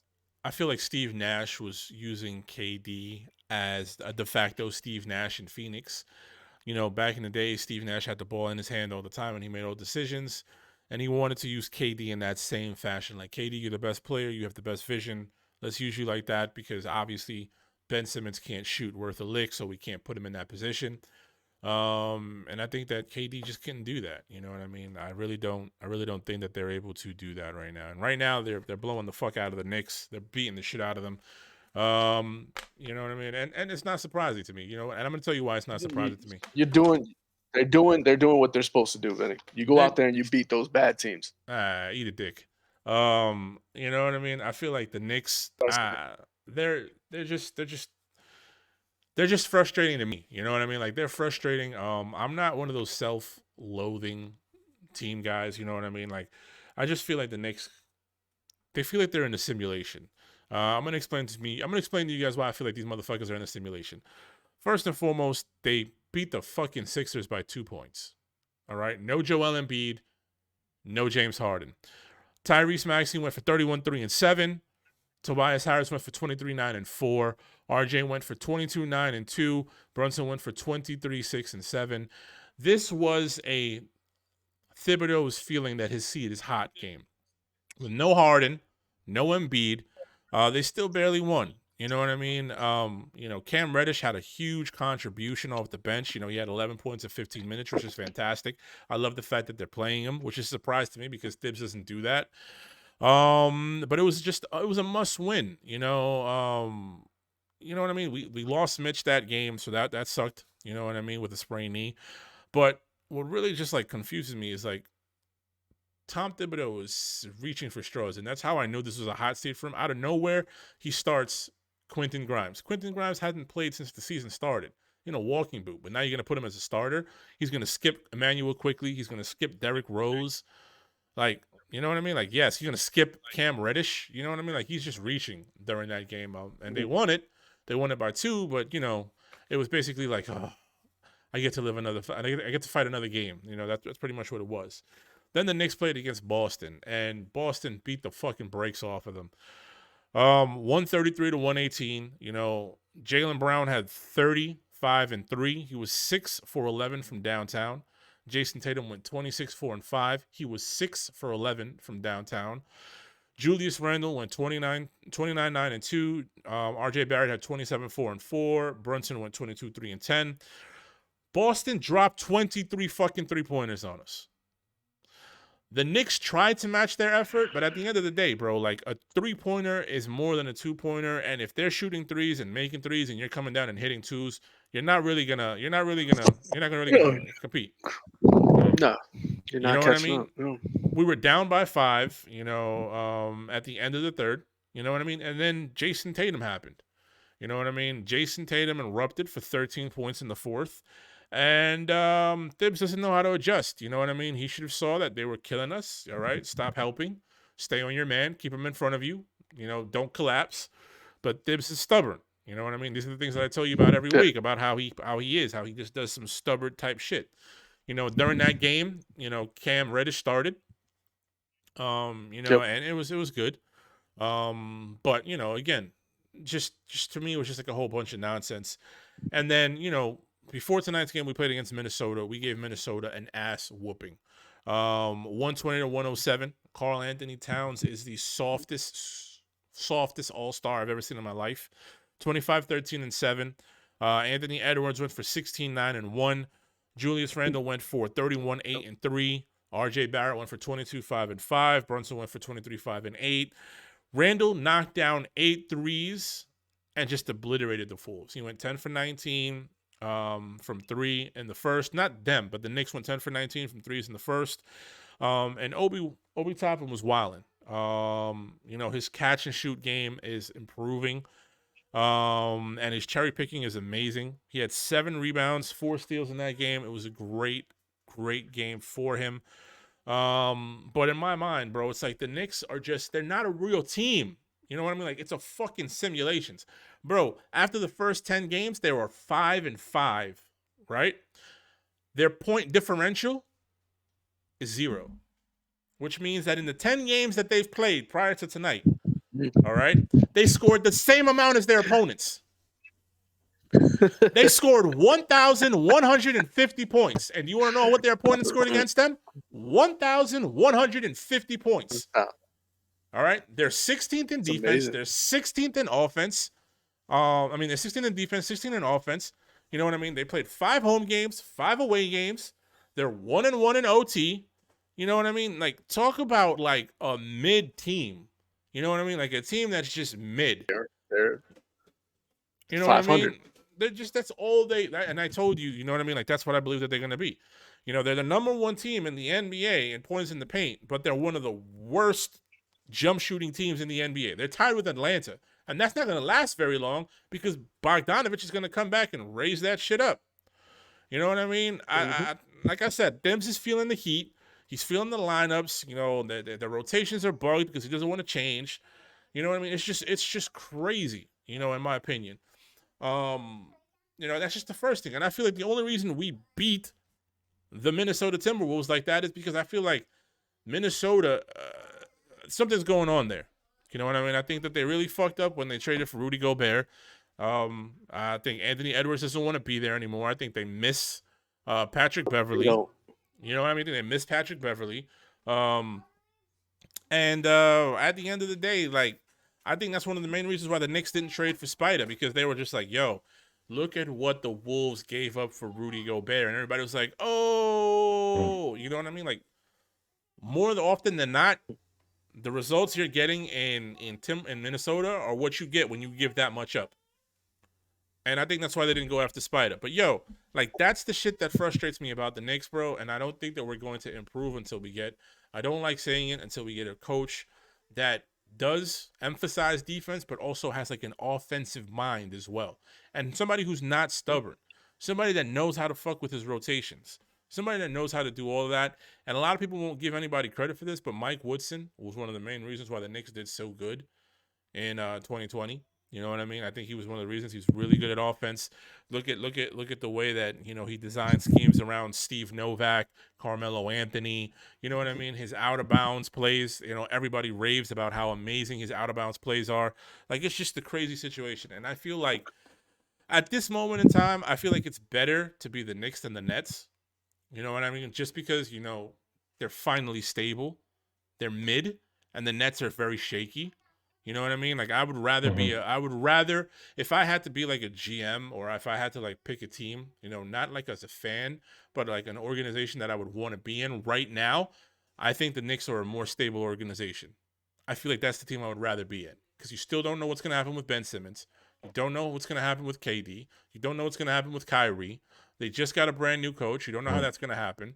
You know what I mean? Like, you don't know what's going to happen. They don't own a lot of their picks because of the whole Ben Simmons shit. You know what I mean? Like, there's a lot of shit that's going on, and I feel like it's going to be interesting to see what goes down. You know, and you're saying that you're not going to worry about the Nets until the All-Star break. Like, I'm not going to worry about the Knicks at all. You know, every time they win, it's a blessing. You know, and I'm a Knicks fan. Yeah, exactly. You're not going to be worried about them at all because You know what I mean? probably not going to make the postseason. So yeah, Nah, I wouldn't worry about You actually said we were going to make the postseason, so eat a dick. I wouldn't worry about them. I'm just saying I wouldn't worry about a team that's not making the postseason. You know what I mean? We will. I wouldn't worry about it. We will. That's like if I was a Jaguars fan. You think I'd be worried about? No, I wouldn't be fucking worried. I wasn't expecting them to make the postseason. Like, come on. Jaguars are ass. Speaking of which, you know, fantasy basketball. Who you got picking up this year? Who are your must pickups? Basketball. So Chris Paul is injured right now. If anybody knows that, you know, it's nothing serious or anything, but Cam Payne gets a chance to play.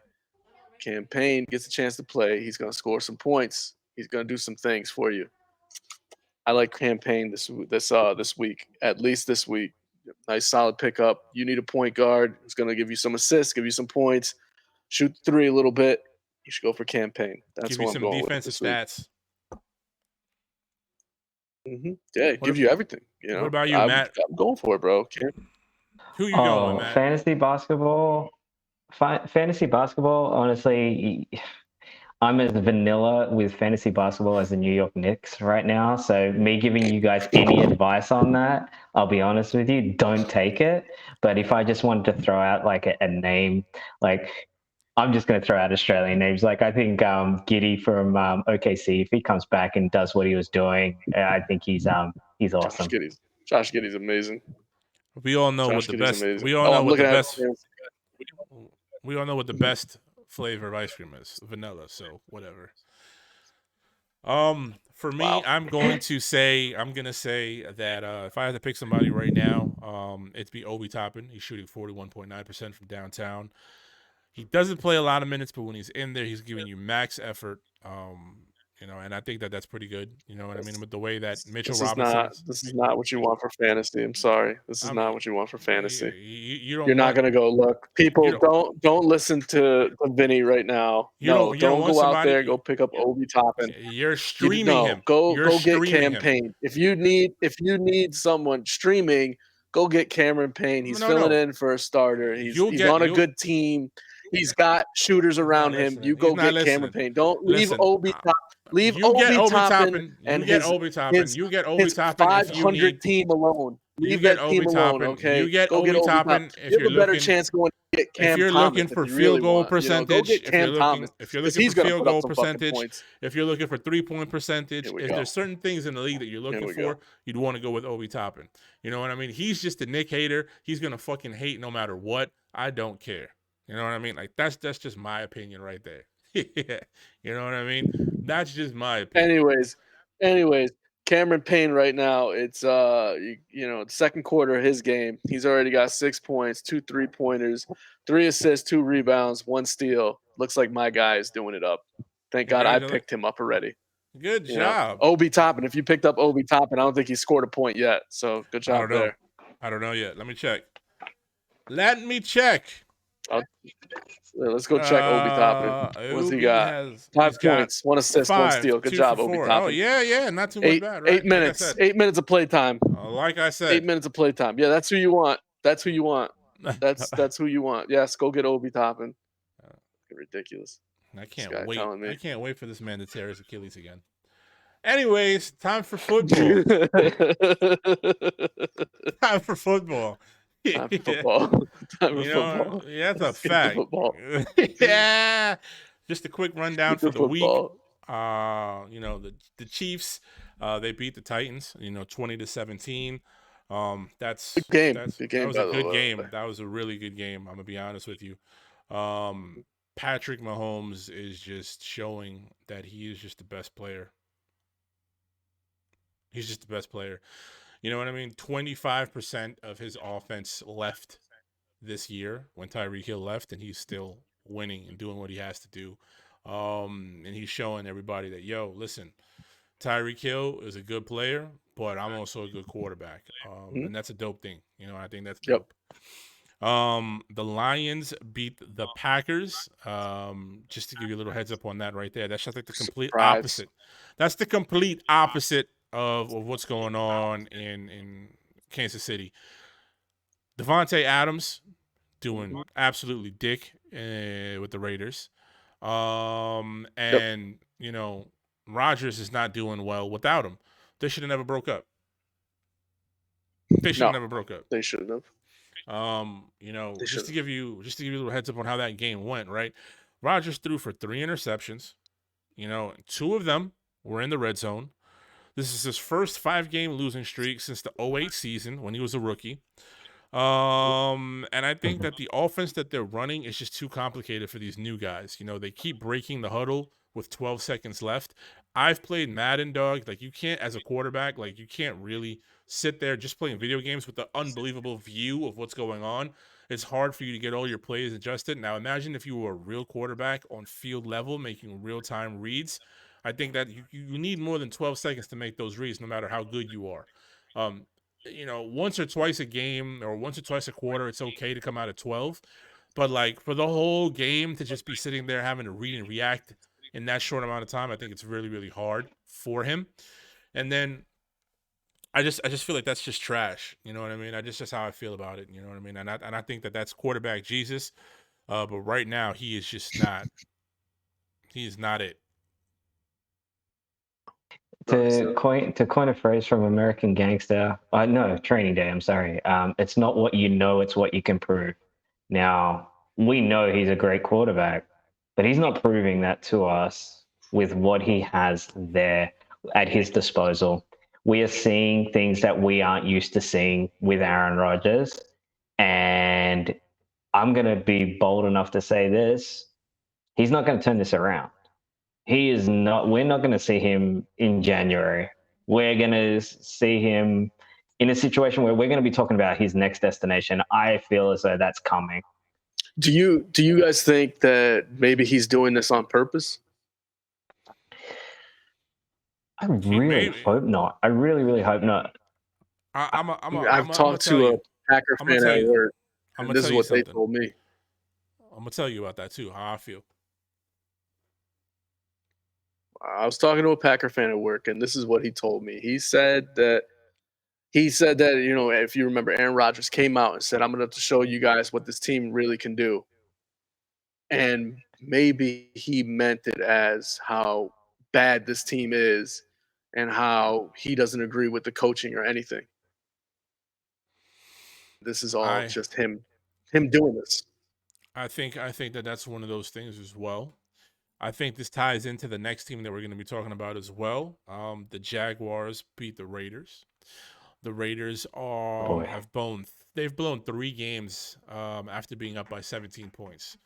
They're just a terrible team. They don't really have a fan base to boost them up, in Vegas like they did in Oakland.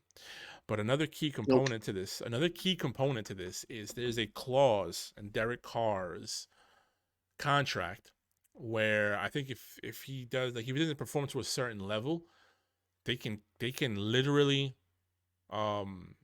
like drop him from the team and not pay him any of his money, like the rest of the $100 million that he's owed. I wouldn't be surprised if the Raiders are angling to get Rodgers at the end of the season to bring him over to that team with the tight ends that they have, with Devontae Adams and everybody like that. I wouldn't be surprised if the Packers trade Aaron Rodgers to the Raiders. You heard it here first, you know what I mean? Like, and that's going to be one of those things where if it happens, I'm going to sit there and be like, this is fucking ridiculous. This is just fucking ridiculous. Yeah. You know what I mean? Yeah. That'd be crazy. I think that there's a possibility that happens. Like, go look it up. Like, if you don't believe me, like crazy. Derek Carr, literally, if he doesn't perform to a certain level, he can literally be waived from the team, and then he forfeits like the rest of like 116 million, some shit like that. And if I'm the Raiders, crazy, I wouldn't mind bringing over Aaron Rodgers instead of Derek Carr. Oh, of course, 100%. Of course, 100%, man. You know what but I mean? it's if he's happy, because again, I mean, Mike McCarthy isn't there because of Aaron Rodgers. So I mean, if he's happy, so it seems like he's a diva after all. He is. You know what I mean? It looks like he is a diva after all. But, you know, And it does look like it to me too. When he's that good, you know, there's some things that you could do that other people can't. You know what I mean? That's crazy. The Patriots beat the Colts. Who gives a fuck? Fuck the Patriots. They had 9 sacks. Eat a dick, Bill Belichick. The Dolphins beat the Bears. Careful. The Dolphins beat they're actually still in it. You know what I mean? They're 5-4, so they're still in there. I know. You better be careful. You better be careful. I just hate those guys. What a fun game to watch. You better be careful, Vinny. It's like watching. It's like watching paint dry when you watch that team, bro. Fuck them. The Dolphins. Okay. They beat Belichick's the Bears. Gonna use that in his weekly game plan. He's setting up, hey, this fucking guy from New York talking shit on this fucking podcast. Listen to this guy. Paint dry, huh? I wish. Hear my fucking rings have to say about paint dry, bitch. Ramondre. That hoodie. That hoodie's coming out, and he's gonna look like the Emperor from Star Wars any minute now. Staring at you, Vinny. Beating the shit out of the Jets again. Gonna be staring right at the camera at you. Keep talking shit. Oh my god, bro. Don't poke the bear. Don't poke the bear. Don't poke the bear. Leave that man alone. The Dolphins beat that man alone. The Dolphins beat the Bears. That was a hell of a game. Tyreek Hill scored his first touchdown since week 2, like receiving touchdown, which is a wild stat to me personally. And Justin Fields, the quarterback I told everybody to pick up last week, he literally had the most yards by a QB ever. He beat Michael Vick by 2 yards, ran for 178. So if he is still on the waiver wire, pick him up. Like, you're not this doesn't happen. You don't get a guy with this kind of production on the waiver wire this late in the season. It just doesn't happen. So, if you have a chance to pick this man up, pick him up. The Bengals beat the Panthers. Now, this is something that my man Matt talked about, a little bit off the podcast. Joe Mixon went fucking berserk. This man scored 5 touchdowns, 4 rushing, 1 receiving. The man literally gave whoever had him on his team 53 fantasy points. That's fucking crazy. Amazing. That's wild. I have to say that I think without Jamar Chase, whoever has Joe Mixon is going to really, really going to sit there and benefit from that a lot. Next thing that we got here, 100%. The Vikings beat the Commanders 20-17. The Vikings won again, Izzy. Matt, barely. The Vikings won again. Barely. Now, Commanders. I'm going to explain to you. Barely. I'm going to explain to you why I think that's a little misleading, right? So they're 7-1. They're most likely aiming to get 2 playoff games at home. All right. Kirk Cousins, everybody makes fun of him. You do, other people, they're like, yo, he is the most overrated, whatever. But the fact of the matter is he's thrown a touchdown in 38 consecutive games. Is he, out of the entire offense, is he the biggest question mark? Yes. We're going to say that he is. But that team is extremely dangerous in offense, man. They got Justin Jefferson. They got Dalvin Cook. They got TJ Hawkinson. They just got this guy. Even though they just got him, they still threw him the ball 9 times. You got KJ Osborne in the slot. And then we're not going to forget Adam Thielen. You know what I mean? So, honestly, they're a fucking problem. And the only weak point... They're a solid team. Yeah, their defense isn't that great, but offensively, the only weak point they have is Kirk Cousins. You know what I mean? Like, can you trust him? But I was talking to Matt earlier today. And I was just telling him, I was like, yo, a lot of people don't like them because they're barely winning. Like the comment that you just made, right? Oh, they barely won. They're winning those really, really close games. But then if you look at it, a lot of playoff games are really close games. You know what I mean? Okay. Personally, Yeah. I would rather Yeah. play a team that blows people out than play a team that wins a lot of close games. That's just me personally, because I feel like the Okay. team that wins a Okay. lot of close games, I feel like they execute better under pressure because they've done it for the whole season. I see what you're saying, but when you're barely beating the Commanders, who are a 500 team, that's a problem. That's a problem. We just discussed this with the Giants last week, the week before. When you barely beat the Jaguars, like, come on, bro. Like, no, that's a problem. I'm sorry. There's a reason why the Vikings aren't on Stephen A's top 5 list. Stephen You A know what don't I know mean? nothing about There's a fucking reason why. sports. Fuck him. Screaming Okay. A. All right, whatever. Anyways, tell me, can you tell me who's in the Vikings division? Go ahead. Packers. Tell The me. Packers, right? Green Bay. Oh, the Packers. Yeah, Packers. What's their Detroit. record? The Bears. Detroit. What's their record? And the Bears. What's their record? What's their record? They all have shit records. I'm sorry. All right, that's enough. I guess that's enough, right? I guess that's enough, right? That's like being the fucking Patriots like 3 years ago when you had Brady and constantly making the playoffs because your fucking division mates are fucking shit. All right, Okay. so I'm all right. sorry. Under that same thing, under that same premise, Brady was in a weak division. How many Super Bowls does he have? 5 in that division. All right then, because they set themselves up. Yeah, but he was also the best quarterback in the league. But he was in an easy division. Kirk Like, Cousins come on, has a like, Kirk give him Cousins a has fucking a break, bro. Kirk Cousins has a tough team around him. Solid. He just has to be solid. He doesn't have to win the games for them. Solid. He just has to be solid. Let's see what happens when he plays a real team. And you look at quarterbacks that have won Super Bowls that haven't been the most elite, caliber quarterbacks. Brad Johnson wasn't a great quarterback. Joe Flacco is not a great quarterback. These players, like Eli Wood, is still on that cusp of not being considered as an elite quarterback, but had that support that got him there. Now, when it comes to those close games, having that muscle memory is such a big thing going into playoffs. Yeah. Having that, okay, 100%. I'm close, but I know what that feels like. I know, 100%. and then when coming from a team that I used to play for, we used to blow out teams, but when we got to that final game, that extra pressure of that, okay, well, we got to win this. That is like, okay, my emotions are mentally in a different place. Okay, I get you guys. All right, let me just paint this picture for you a little better, because I guess me telling you guys that they haven't beaten anybody good, let me just paint this picture for you. All right, let's go back to week 1. They played the Packers. They won 23-7. Week 2, they played the Eagles. They lost 24-7. Week 3, Lions. They won 28-24. 28-25. Bears 29-22.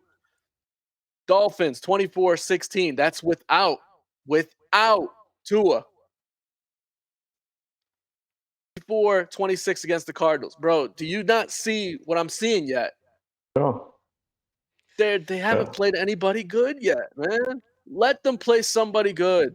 They struggled. They struggled against the Eagles, who has a good defense. They struggled. They only scored 1 touchdown. That's it, bro. They're not a good team. We shall see. At the end of the day, you play who's in front of you. That's one of the things that we always say.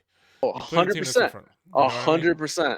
But like I said, that's a scary team. Guess who's coming, though? Guess who's coming next? Who's coming? Who's coming next to play them? You tell me. The Bills. They have the Bills this week. They have the Bills this week. And then after that, who do they have to go see? They have a good chance of beating the Bills with the UCL injury that Josh Allen's having right now. They have a good chance. But then they got to go see them boys. They're going to have to see them boys. See what happens, bro. We shall see. You know what I mean? Like I said, defense. It's for me. Oh, for me, and they got to play your boy Sauce Gardner too. Let's see what happens. We know what's going to happen when that happens. We know this already. Kirk Cousins is going to throw like 6 interceptions. All I'm going to say is All I'm gonna say is they have 1, 2, 3 good defensive teams coming up on their schedule. Like I Let's said, see what happens. they're positioning themselves to, for the most part, try to get 2 playoff home games. If they can do that, they have a good chance of winning. You know what I mean? They have a good chance. Yeah, I'm not saying they're going to. They have like an above 50% chance. I would say 54, all right. 40, 46 If chances of winning. Vinny, if your Jets were in that division taking the Viking spot, do you think you would be the best team in that division? We're damn near the best team in one of the best divisions in football. We're number 2. So you would think your team would be the best team in that division, right? I know my team would be the best team in that division. There you go. There you go. I don't think your team is the best team. I don't think your team is that good at all. So all I'm saying is weak division. Wait, hold on. You said the Jets aren't a good team at all? They're not that good right now. Not without Breece Hall. They're not that good right now. Sorry. We shall talk about They don't this. scare me. We shall talk about this. They don't scare me. The No, Chargers, we will talk about it. Yeah, the Chargers beat the Falcons. You know, the Eagles again play a shitty team. You know, they've got the fucking easiest schedule I've ever seen in my life. 1 second though about the Eagles. I'm sorry. 1 second. Do you guys think they are playing down to their competition at times? Yes. Thank you. Yeah, me too. I had to add that in there. I was watching that game and it seemed like the Texans were in it. Yeah, I think for a minute, maybe for till halftime, and then of course the Eagles start turning it around in the third, fourth quarter. But it seems like they're playing down to their competition. I mean, it's gonna be hard. It's gonna be hard for them to stay undefeated, shit like that, bro. It just is. Like naturally, mentally, it's just gonna wear on them. That's a whole different topic that I don't think that they're ready for. That pressure. No. I think it's gonna be crazy. We had a battle of the 2 former Super Bowl winners and the Bucks and the Rams. The Bucks beat the Rams. Whoop de fucking do. They both fucking suck. The Seahawks beat the Cardinals 31-21. Gino. And last, but yeah, Gino. Gino. Last but not least, on the docket are the Jets versus the Bills. So last week there was no Giants game, no Cowboys game. And I was saying earlier, it's really, really funny that there was no Giants game or no Cowboys game, considering the fact that I have a Giants fan and a Cowboys fan on the podcast right now, like, you know, the co-host and our guest.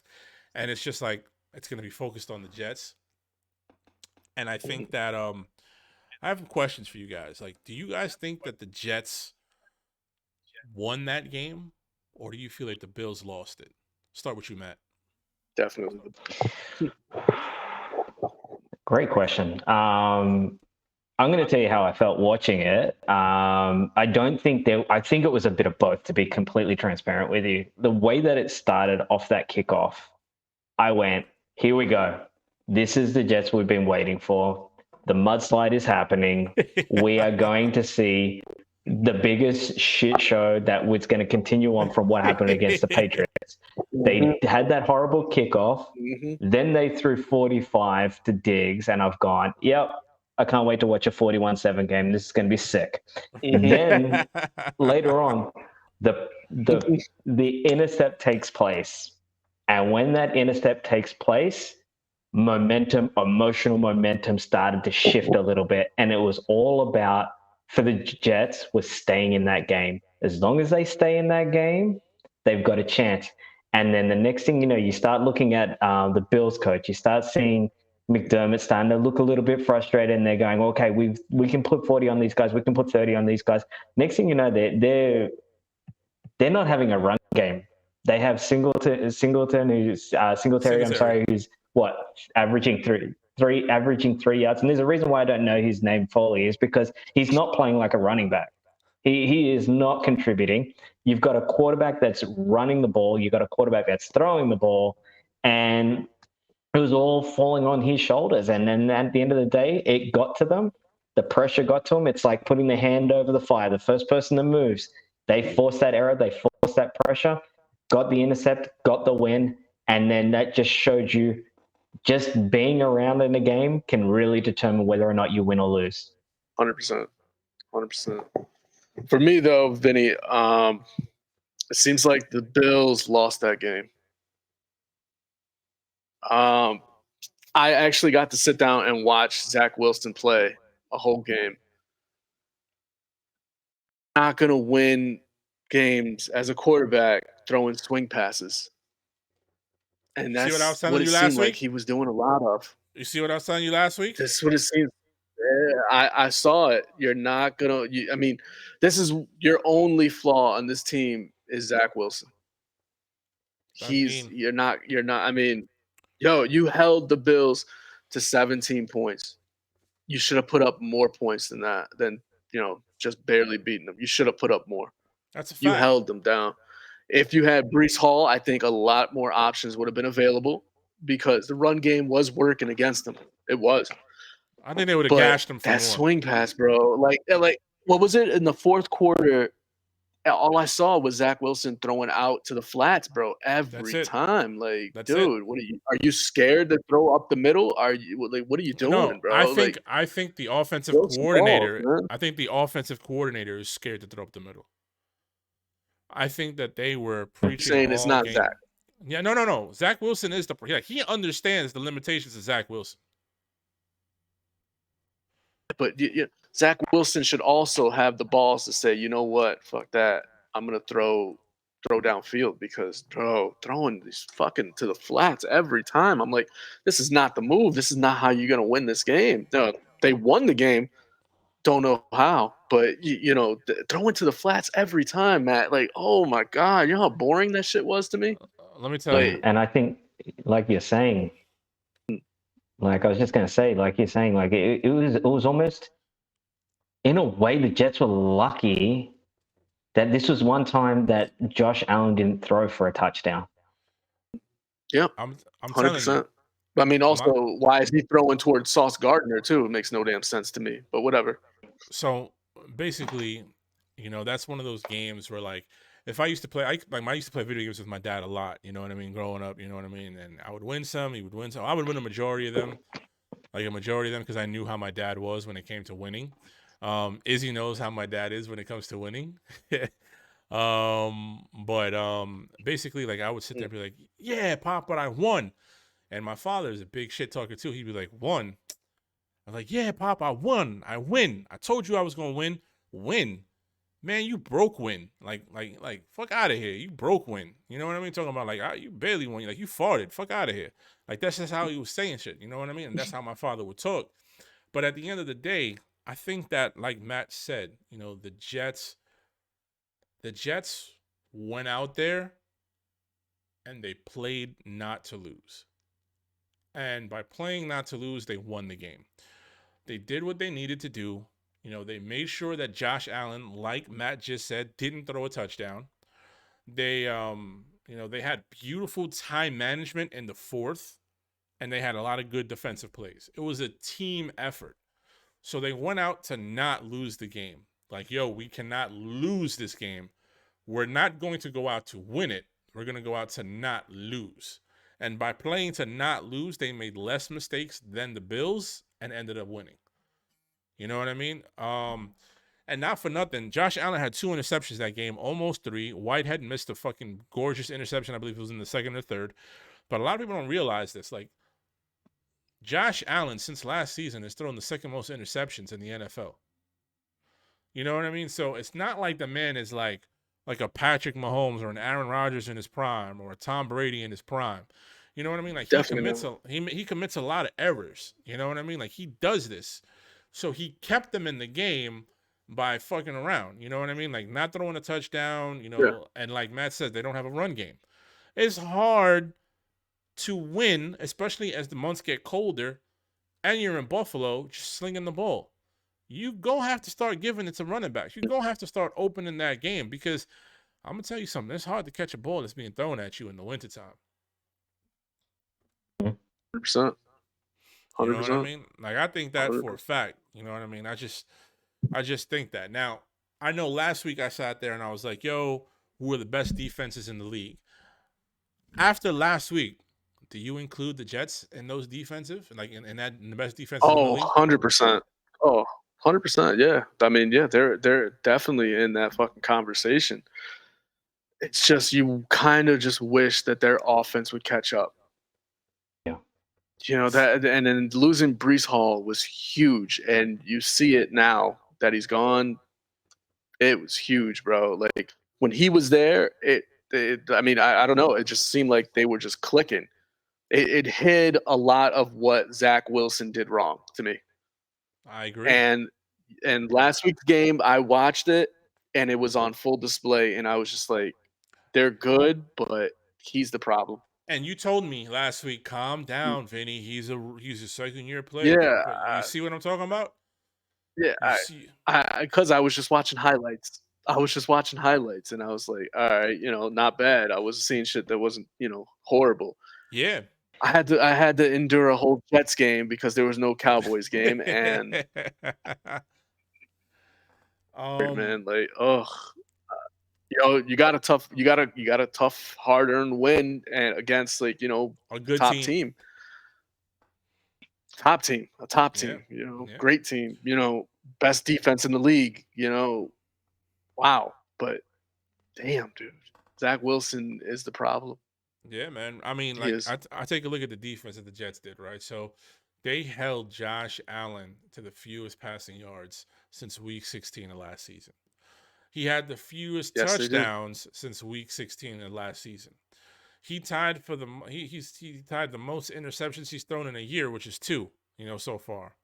Last weekend he had his worst QB rating since week 16 of last season. And the reason why I think it was so bad is because a lot of people don't know this, right? Like the Jets defensive line, they have a 10-man rotation. Okay. 10 really good players that they put on that line, and it's really hard to keep up with them because they keep rotating in 10 fresh bodies and they keep bringing pressure all game long. That 4-man front is just coming and coming and coming, and it's just really, really hard to keep up with them. It's like a battle of attrition when you're going against their defensive line, and I think that's honestly one of the biggest reasons why they're doing so well is that D line.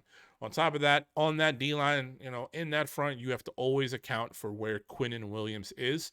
If you don't know where he is, you're in trouble. You know what I mean? Like you have to there he is, right there. Yo, come on, you might have to double tap. It's really hard to do. And again, they have no running game, so the Jets D line knew what to expect every play. Pressure the quarterback. You don't got to worry about nobody running around the edges. You don't got to worry about nothing like that. So that was crazy. Matt mentioned it earlier, that 45-yard play to Diggs, you know what I mean? Sauce Gardner got not exposed, he got taught a lesson. You cannot be super aggressive all the time, especially when you meet guys that are just as elite as you are. That's right. Even though he did get burned on that 45-yard play, I think that once that happened, and I think he realized like, oh shit, like this game just got real. Like I have to tighten the fuck up. His mentality shifted, and he was just like, all right, cool. We about to do this now. And he had a big time interception later on in the game. And then yes, he did. And then he was harassing Gabe Davis on that final play. The ball that Josh Allen threw hit Gabe Davis on the numbers right here, pop, right between the 1 and the 3. Gabe Davis didn't see it because Sauce Gardner was all up in his face, playing defense the right way.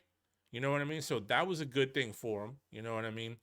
Right now, Sauce Gardner, when it comes down to just the numbers itself, in man coverage, he's number 1 in pass yards allowed. You know what I mean? He allows the least amount.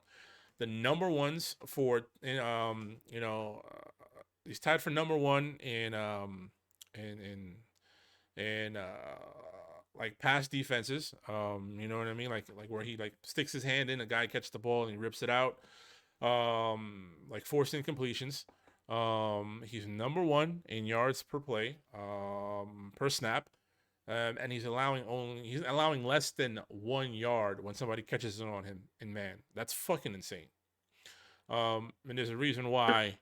There's a reason why he gets those comparisons. Somebody came out and said he is Darrelle Revis and Antonio Cromartie's body. All that I ask is that he doesn't have as many kids as Antonio Cromartie, because that man got like 1,900 kids. You know what I mean? And like you guys said before, you know what I mean? Like Zach Wilson, he was shit against the Patriots. He was serviceable against the Bills. Didn't turn Mhm. the ball over. Yeah. He didn't turn the ball over. You know, That's what he this did. game, he was He 18 for managed to get. 25. He was 18 for 25. So he completed 72% of his passes. He threw for 150 yards, touchdowns, 0 interceptions, and a QB rating of 101.1. Yep. You're not going to win the Super Bowl throwing for 150 yards. It's not happening. You're not. What he did do is he did come up huge on third down a couple times. You know, one of those was his run. It really did stick out when he ran for the first down. And then that pass out to the flat to Denzel Mims was an absolute laser. You know what I mean? He got the first down with that, so that was pretty good. But the last drive of the game, you know, you have to give the game ball to the offensive line and, you know, the running backs. You know, it was a 13 play 100%. 13 play, 81-yard drive. They had 8 straight runs. They bullied the fucking Bills. They had 3 drives during the game of 12 or more plays.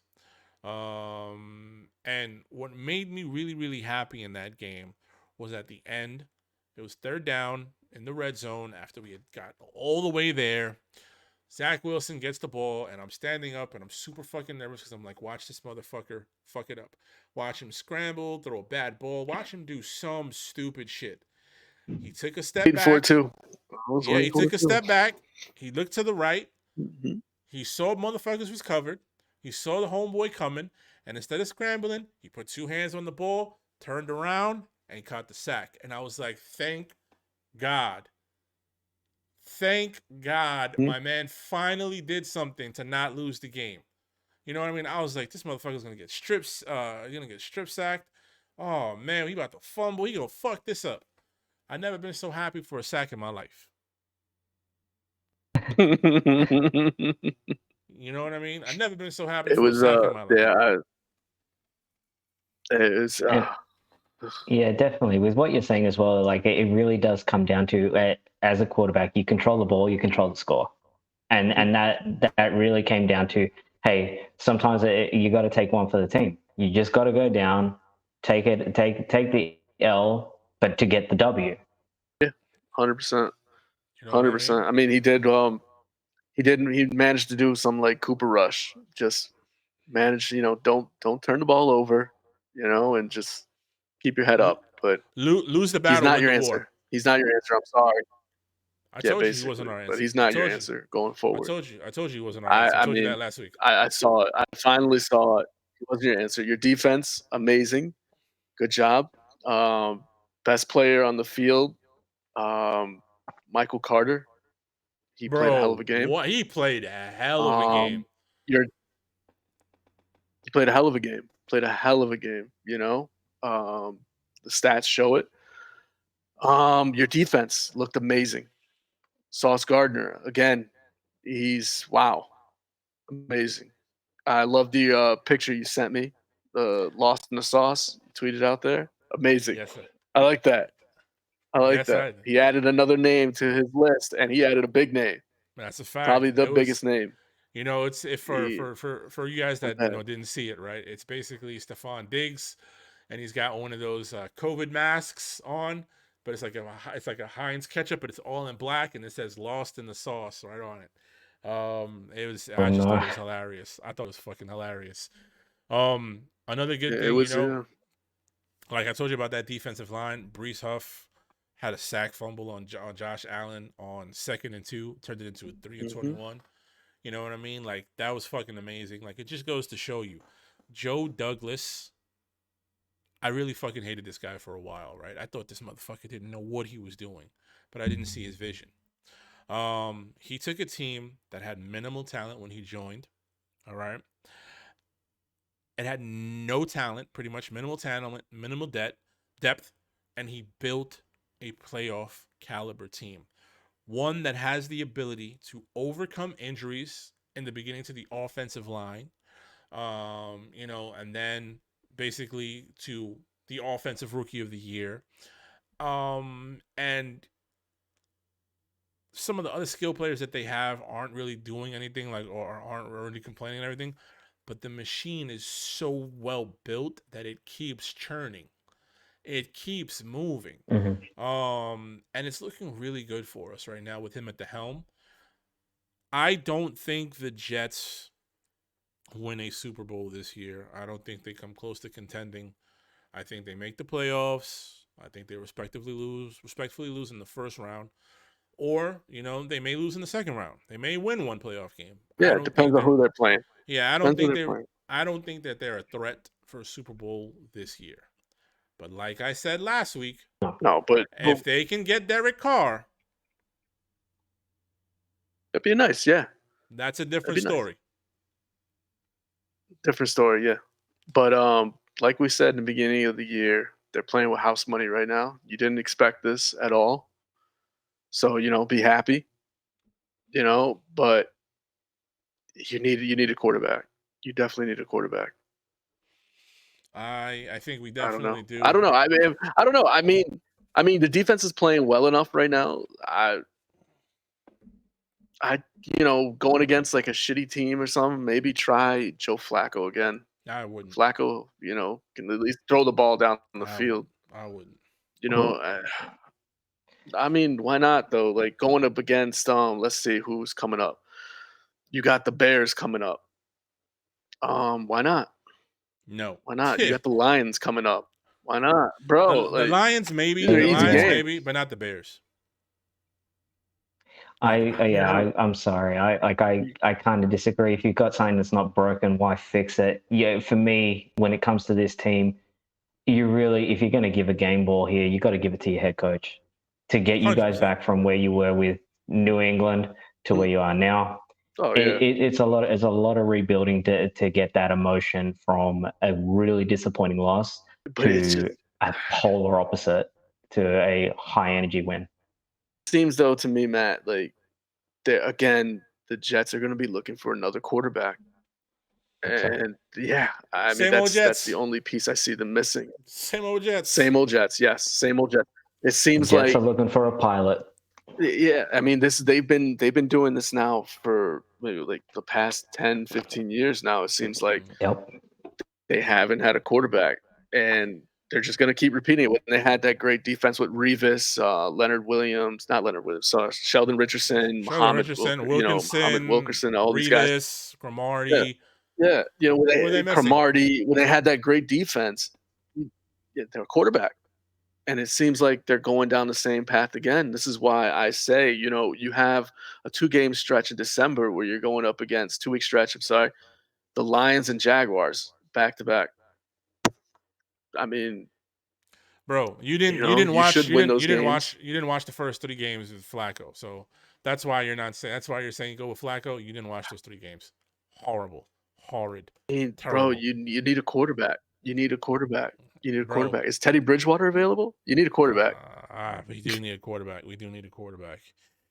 But for the most part, fantasy news. I think if we're gonna pick up anybody, we're gonna leave the Jets train right now. They have a bye week. So what I want to talk about right now is fantasy football. And honestly speaking, I think the one guy that you got to pick up is Hardman. Mecole Hardman from the Kansas City Chiefs. He's getting 50% of the passes thrown to him. He's getting a lot of it. Over the last 4 weeks, he's had 50% of the passes in the red zone thrown to him. I'm so sorry about that. He had 7 targets in the red zone last week. I think he's a guy that, Patrick Mahomes is starting to find comfortability with.